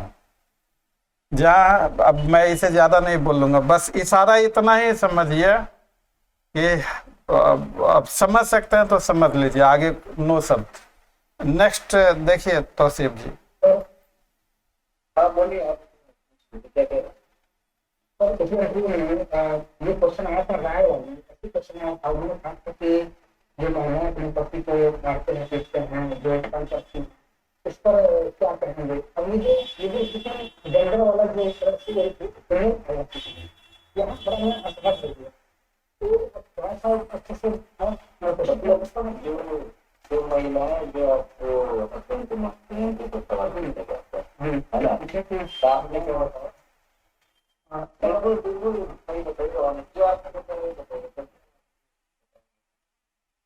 ज्यादा हमको कुछ बोल नहीं था। मैंने कहा कि इसको सकल कोई लॉ हानि पुरुषों को लेकर थोड़ा सा वो लाइफ में अब क्योंकि ये महिलाओं से और पुरुषों को लेकर है, हमने कहा था सर इसके लिए कोई स्पेशल लॉ पुरुषों के लिए नहीं, मैक्सिमम लॉ डोमेस्टिक वायलेंस, सब महिलाओं के लिए है। अच्छा बोर्ड में तमाम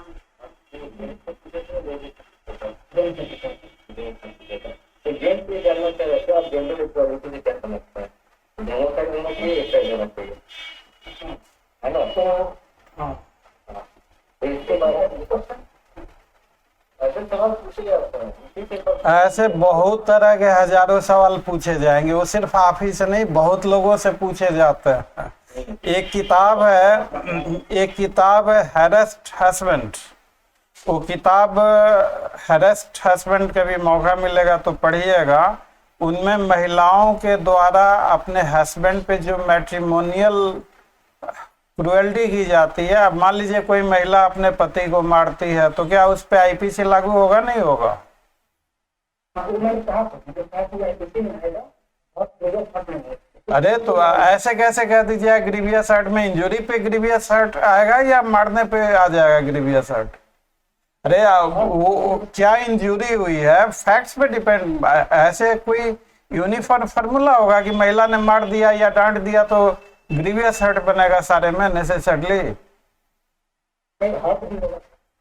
अरे डिपेंड करता है कि नेचर ऑफ इंजुरीज क्या है, क्या होगा, that is upon nature of injuries.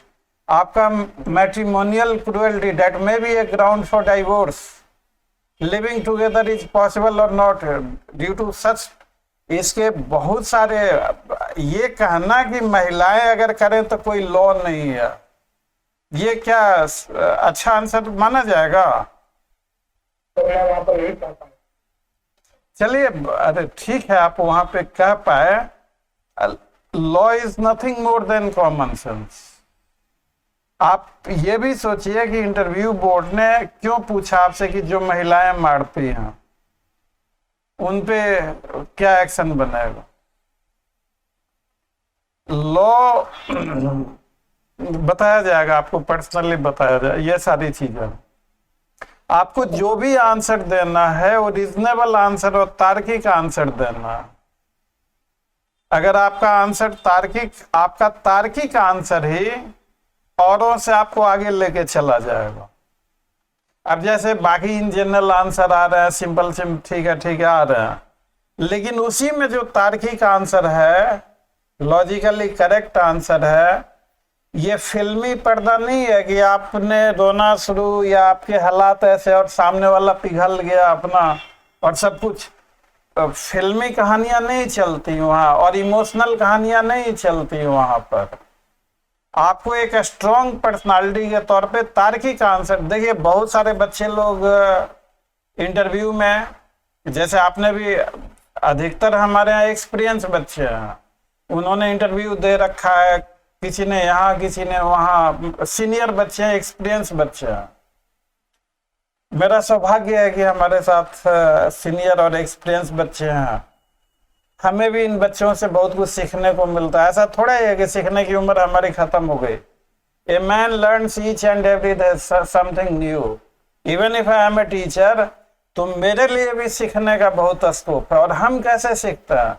आपने इंटरव्यू दिया, आपके तजुर्बे से, आपसे क्या पूछा गया वो, तो इसीलिए तो मैं बताता हूँ ये सारी एक्सरसाइज अब ईयर तो नहीं, मतलब काफी लंबे समय से इंटरव्यू बोर्ड सिर्फ ये देखता है कि आप लॉजिकल हैं या नहीं है, आप पे पर्सनालिटी कैसी है। देखिए, आपको लॉ आता है या नहीं आता है, उसके लिए ट्रेनिंग देके वो आपको पक्का बना के ही भेजेंगे। बिना ट्रेनिंग के डायरेक्ट है अपॉइंटमेंट। आपको ट्रेनिंग देंगे, आपको प्रोबेशन में रखेंगे, फिर आपको जिम्मेवारी देंगे। तो फॉर्मल पार्ट उतना महत्वपूर्ण नहीं है जितना मतलब नॉर्मली लोग इनफॉर्मल को इग्नोर कर देता। अमूमन यही कैलकुलेशन है कि 10 सवाल पूछे गए, 10 के सही जवाब दे दिए तो मेरा बहुत अच्छा हुआ।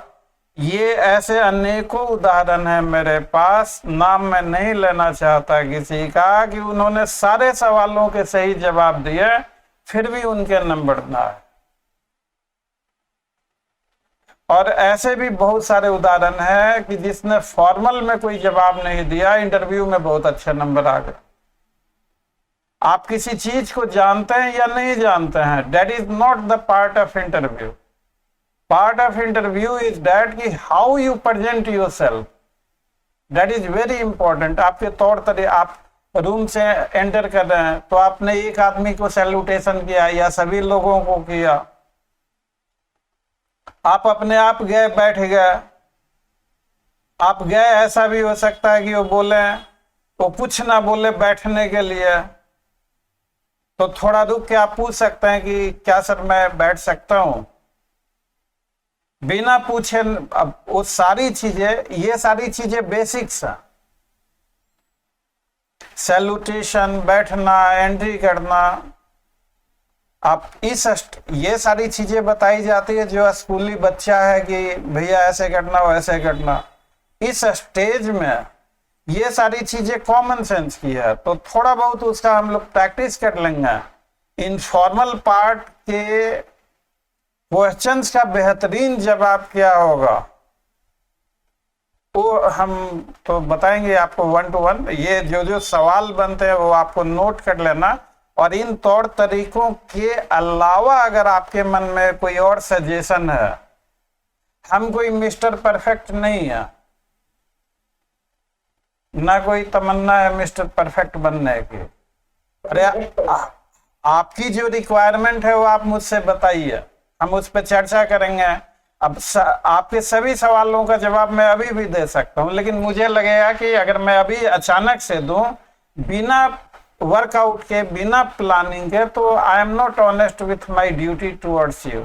आपके भविष्य का सवाल है, आपकी जो है उस पर थोड़ा मैं वर्कआउट करूं, थोड़ा सोचूं, विचार करूं, जो हमारे टीम ऑफ एक्सपर्ट हैं उनसे डिस्कस करूं, तब ना अच्छा आंसर आएगा। मैं जीनियस हूं कि आपने अचानक से पूछा और मैं बता दूं? तो चलिए, उसके लिए आप निश्चिंत रहिए। कंटिन्यू। सर एक और जो मामले है वो थोड़ा सा कम करना है। एक इंटरव्यू में ऐसे पूछे, एक क्वेश्चन पूछे, हमने कहा तो इंटरप्ट करके, तो मैं बता सकती हूँ आगे हाँ। कर सकता हूँ एग्जाम्पल क्या होगा। तो उन्हें पूछा कि ये है, अपने एक फ्रेंड के घर गया तो अपने लाइब्रेरी में उसको पुस्तक ले लिया उसने पढ़ने के लिए, तो क्या चोरी है? मैंने कहा कि सर अगर उस टाइम जैसे मैंने कहा कि अगर उस टाइम अगर पता है कि अब ऐसे ही अगर करेंगे तो फिर उसको कैसे हैंडल करें? हम चाह रहे थे कि हम कहें कि अगर इंसान को उसका वापस करने का है तो फिर नहीं, अगर वापस नहीं करना चाहे, रखना था, तो फिर हम ये कहना चाह रहे थे, उन्होंने कहा अगर नहीं पहले कैसे हैंडल करें? यस तौसीफ जी कुछ कह रहे थे। देखिए, मैं आपको शुरू से ये जो कर रहा हूँ सर्टिफिकेट, जो इंटरव्यू में पूछ रहा है आपको तो उसका जवाब है। आपसे ये नहीं पूछ रहा है कि टेस्ट का कौन सा एसेंशियल इंग्रेडिएंट है। कुछ लोग यही बोले ना, आपको नहीं बोलना नहीं, अब वो पुस्तक नहीं लगेगा, वो पुस्तक या आपको नहीं बताना था कि आप क्या लोड डालना, वो पूछता आपको ये नहीं है, तब आप बताते हैं, तब आप बताते हैं। इसलिए मैं कह रहा हूँ कि जो इंटरव्यूअर पूछे कोई भी पॉइंट वही बताना, उसने क्या कहा अगर मगर कैसे बोला ना, हम जब कर दिया जितना आपसे पहला नहीं करना, वो पूछ रहा है कि है नहीं। आप सवाल क्या था उनका? सवाल क्या था उनका? सर ये था कि उन्होंने कहा कि अपने फ्रेंड के घर जाता है, लाइब्रेरी में से पुस्तक लेता है और वो पढ़ने के लिए पूछा एक चोरी, तो हम कह रहे थे कि कहें सुनिए जैसे एक सेकंड, ये अपने फ्रेंड के घर जाता है, लाइब्रेरी से एक पुस्तक लेता है। वो लाइब्रेरी किसकी है?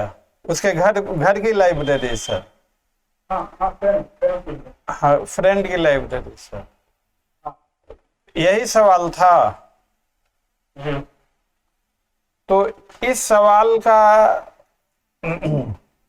जो जवाब है, अगर कोई फ्रेंड है आपकी गैर मौजूदगी में, उसे भरोसा है कि अरे भाई दोस्त है, किताब लेके पढ़ के लौटा देंगे, unless until the intention is dishonest, till then it will become theft or not. Theft के लिए डिसऑनेस्ट इंटेंशन का होना जरूरी है या नहीं है? तो आपको इसका जवाब अब इंटरव्यू को अपनी दिशा में ले जाना है। ये क्वेश्चन आपके लिए वरदान है। अब कैसे इंटरव्यू को अपने तरफ से लेके जाएंगे? आप कहिए कि सर ये चोरी हो भी सकती है और नहीं भी हो सकती। आप जैसे ही कहेंगे वैसे ही वो पूछेगा कि बताइए कैसे हो सकती, कैसे नहीं हो सकती, तब जवाब दीजिए। समझ गए? बाकी बच्चे लोग समझे इस बात को? Yes sir.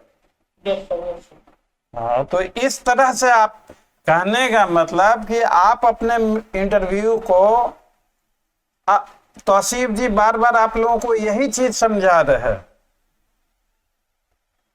कि आप एक ही बार में वैसे करेंगे, अगर मगर करेंगे तो बोर करेगा।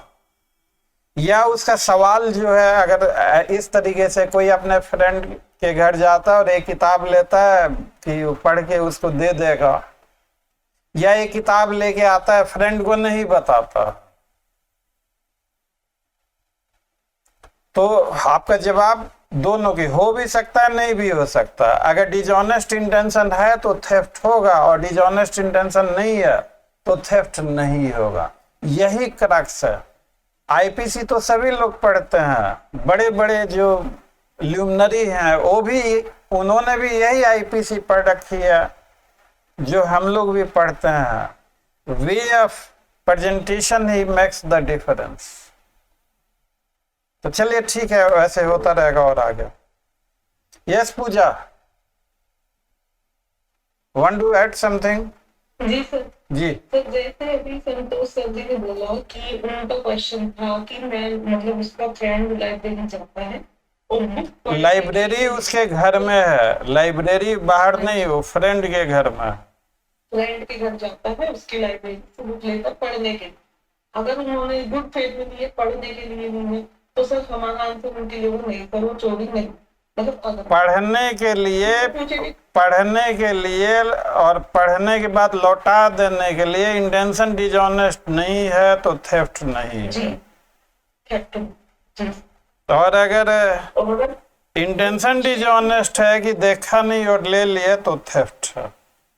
कैप्टन जी। मतलब अब इस तरह के क्वेश्चन आपके पास एक लूज बॉल मिल गई, अब इस पे आप हिट विकेट हो जाएंगे या छक्का मारेंगे वो आप ना तय करेंगे। क्रिकेट का मैच तो देखते ही होंगे बाकी सभी बच्चे लोग।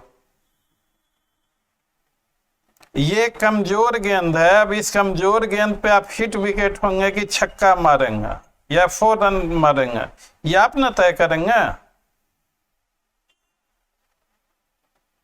आप जैसे ही उनको ऐसे क्वेश्चन का जवाब देंगे कि हो भी सकता है नहीं भी हो सकता, तो 99% चांस है कि वो आपसे पूछेंगे कि कैसे हो सकता और कैसे नहीं हो सकता, तो आप एक्सप्लेन कर दीजिए। और वो एक्सप्लेनेशन उनके लिए सेटिस्फैक्ट्री होगा। और एक बार वो खुश हो गया ना इंटरव्यू बोर्ड, तो फिर नंबर की कमी नहीं रहेगी आपकी। आप जितना उम्मीद करते हैं उससे बहुत अच्छा नंबर आपको मिलेगा। आपको इंटरव्यू बोर्ड को किसी भी तरह से प्रसन्न कर देना, जवाब देके शालीनता से, लॉजिक से। आपका बस यही टारगेट है कि इंटरव्यू बोर्ड को आप अपने जवाबों से, अपने अंदाज से उनको खुश कर दें। और एक बार वो खुश हो गया तो खूब नंबर देते हैं। हर इंसान, मनुष्य की फितरत है, वो खुश होगा तो फिर आप चाहे जो मर्जी उससे करा लीजिए, और अगर अड़ गया तो फिर आप कुछ नहीं कर सकता। ये सारी चीजें बताई जाएंगी। कंटिन्यू कीजिए, टाइम ज्यादा हो गया है, 1-2 लोग और हैं। नेक्स्ट कौन है?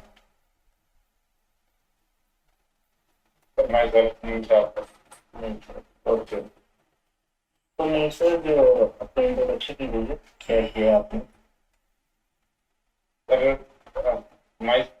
I did my schooling from my hometown, Panipat, Haryana. And after completion of my schooling, I joined Indian Air Force in 2005. Sir. And after completion of my training period, in 2006, I was posted to Hyderabad, where I completed my graduation from Annamalai University through distance education. In 2009, then my tenure was left for 2 years, from 2009 to 2011 in Hyderabad. So I did not pursue any education, and I took admission in LLB when I got transferred from Hyderabad to Pune in 2011.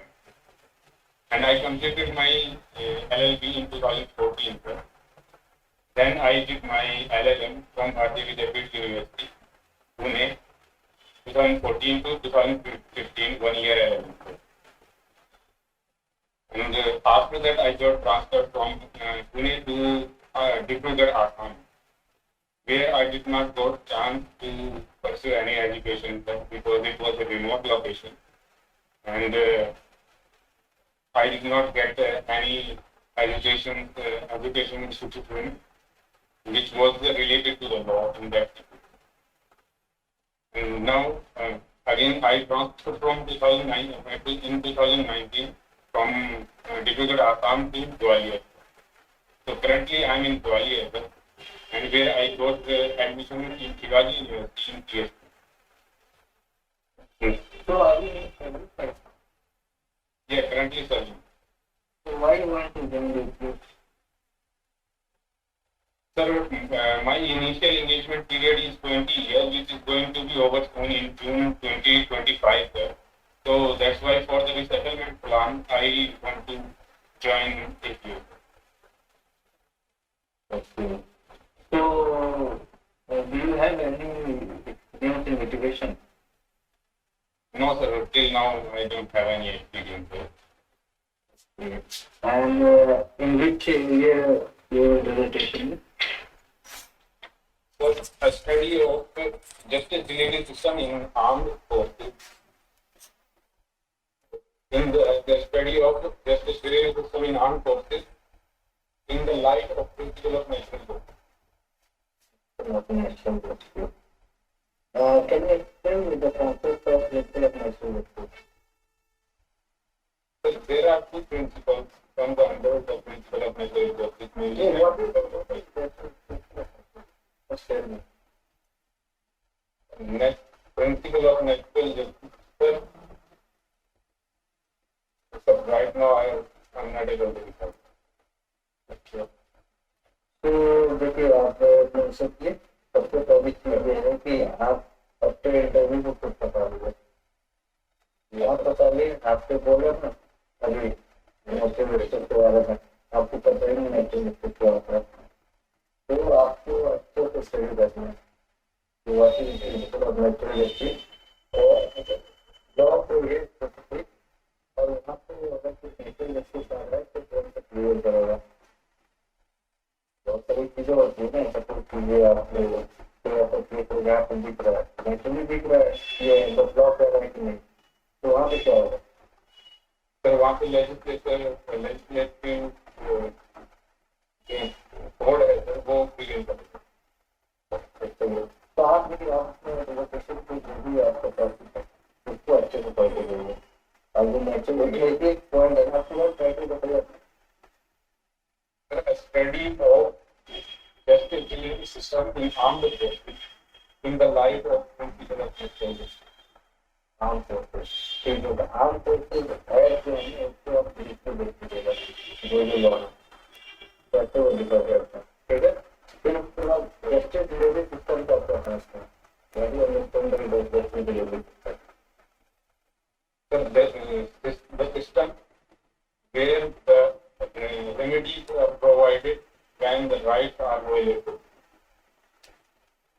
आपको लगता है कि justice court में justice delivery system अच्छे से काम करती है? Yes, sir. कैसे फॉर एग्जाम्पल दीजिए मुझे। But there are lot of examples related to the constitution, and the complete era is there when the Supreme आप Court लोग दे रहे हैं has said, आप जस्टिस डिलीवरी सिस्टम के ऊपर पढ़िएगा और सब से पूछिएगा किस तरीके से इसको जवाब देना, ठीक है। और नेचुरल जस्टिस के बारे में पढ़िएगा, ठीक है। और तीसरी चीज ये है कि आप मुझे बताइए आप हरियाणा के हैं, पानी पड़ता है yes, yes, sir.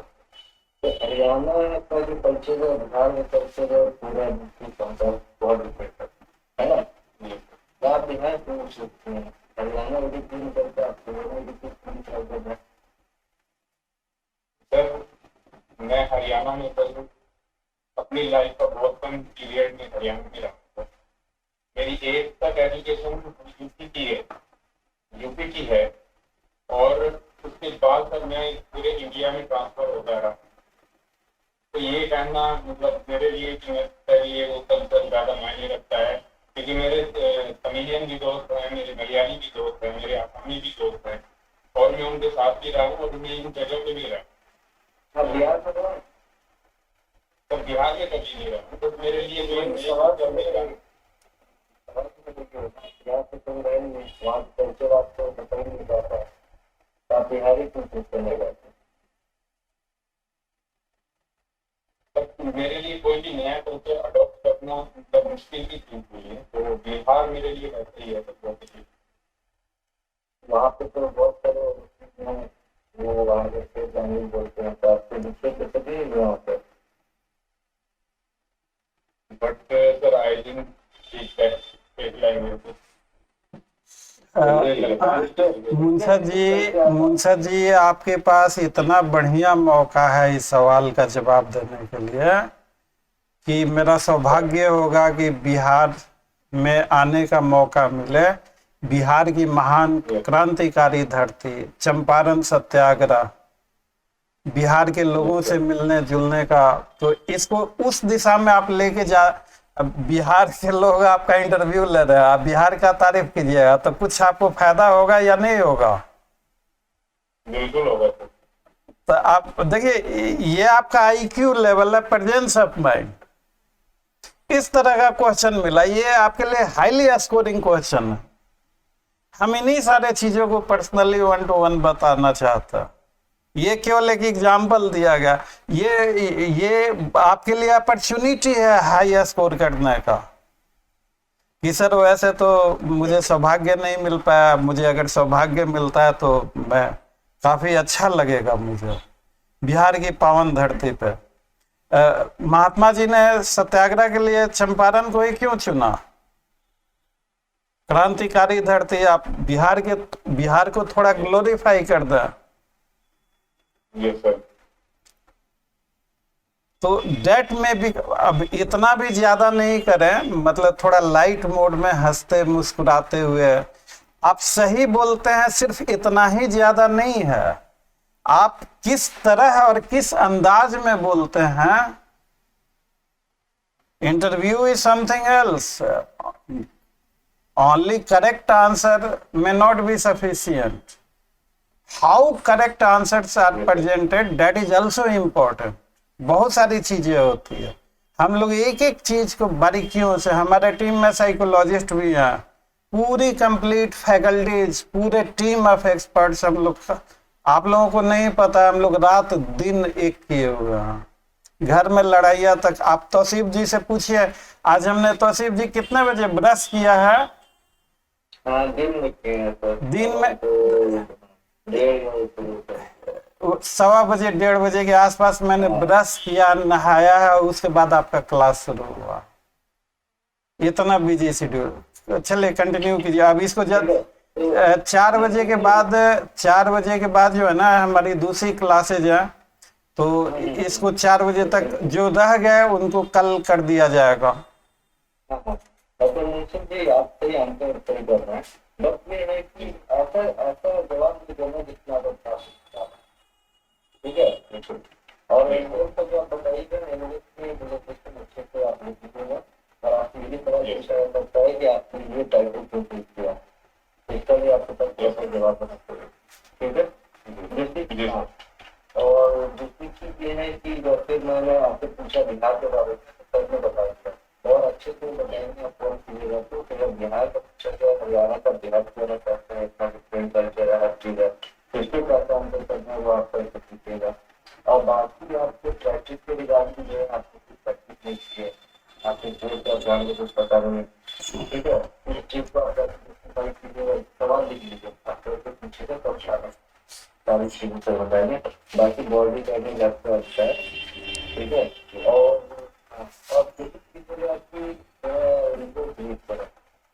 है ना, क्योंकि लंबा नहीं करना, बोर नहीं करना है, तो ब्रीफ में अगर इंटरव्यू और अपने आप को इंट्रोडक्शन दीजिए तो अच्छा है। लंबा नहीं कीजिए, ठीक है, क्योंकि जितना आप लंबा कीजिएगा ना अपने उनको, उतना हमारे सवाल पकड़े जाएंगे। ये ठीक है, बेसिक जो चीजें होती है इम्पोर्टेंट उसको बताइए बच्चों को। बाकी फिर आप इससे काम करके फिर नेक्स्ट पर्सन नोट लेंगे, फिर देखेंगे कितना आपने कितना सारा, बाकी ओवरऑल बहुत अच्छा है। ठीक है, चलिए ये चलिए, आप लोगों का जो मॉक सेशन जो हो रहा है 3 घंटे 4 घंटे का हम लोग दे रहे हैं। अब मतलब रात में भी 2.5 घंटे, अभी 1:15 में शुरू हुआ, 4 पौने 2 घंटे अभी। तो हम लोग एज मच एज कोई, अरे आप लोग कामयाब हो, बस रिजल्ट निकले तो थैंक यू बोलना मत भूलिएगा। ये हम लोगों के क्या तो शिव जी,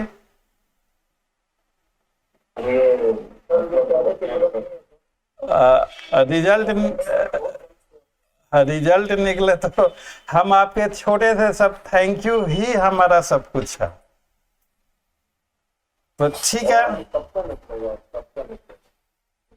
आप निश्चिंत रहिए, छोटी मुंह बड़ी बात मैं नहीं करना चाहता। हमारे बच्चे लोगों का इंटरव्यू बहुत अच्छा होता है, हमेशा होता है, निश्चिंत रहिए।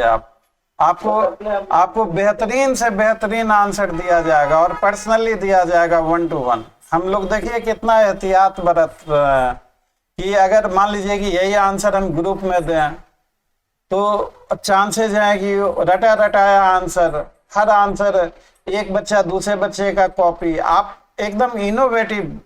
अरे आंसर की कमी थोड़ा ही है, हम लोगों के पास एंडलेस आंसर है, हमें खुद भी नहीं पता कि हमारे पास कितने आंसर हैं। बहुत लंबा दौर हो चुका, तो उसके लिए निश्चिंत रहिए। अब समय की कमी है, I have another class at 4 o'clock, तो अब फिर रात में मुलाकात होगी 9 o'clock। तौसीफ जी बहुत बहुत शुक्रिया, आप रहते हैं तो हमको एकदम यंग हो जाते हैं हम।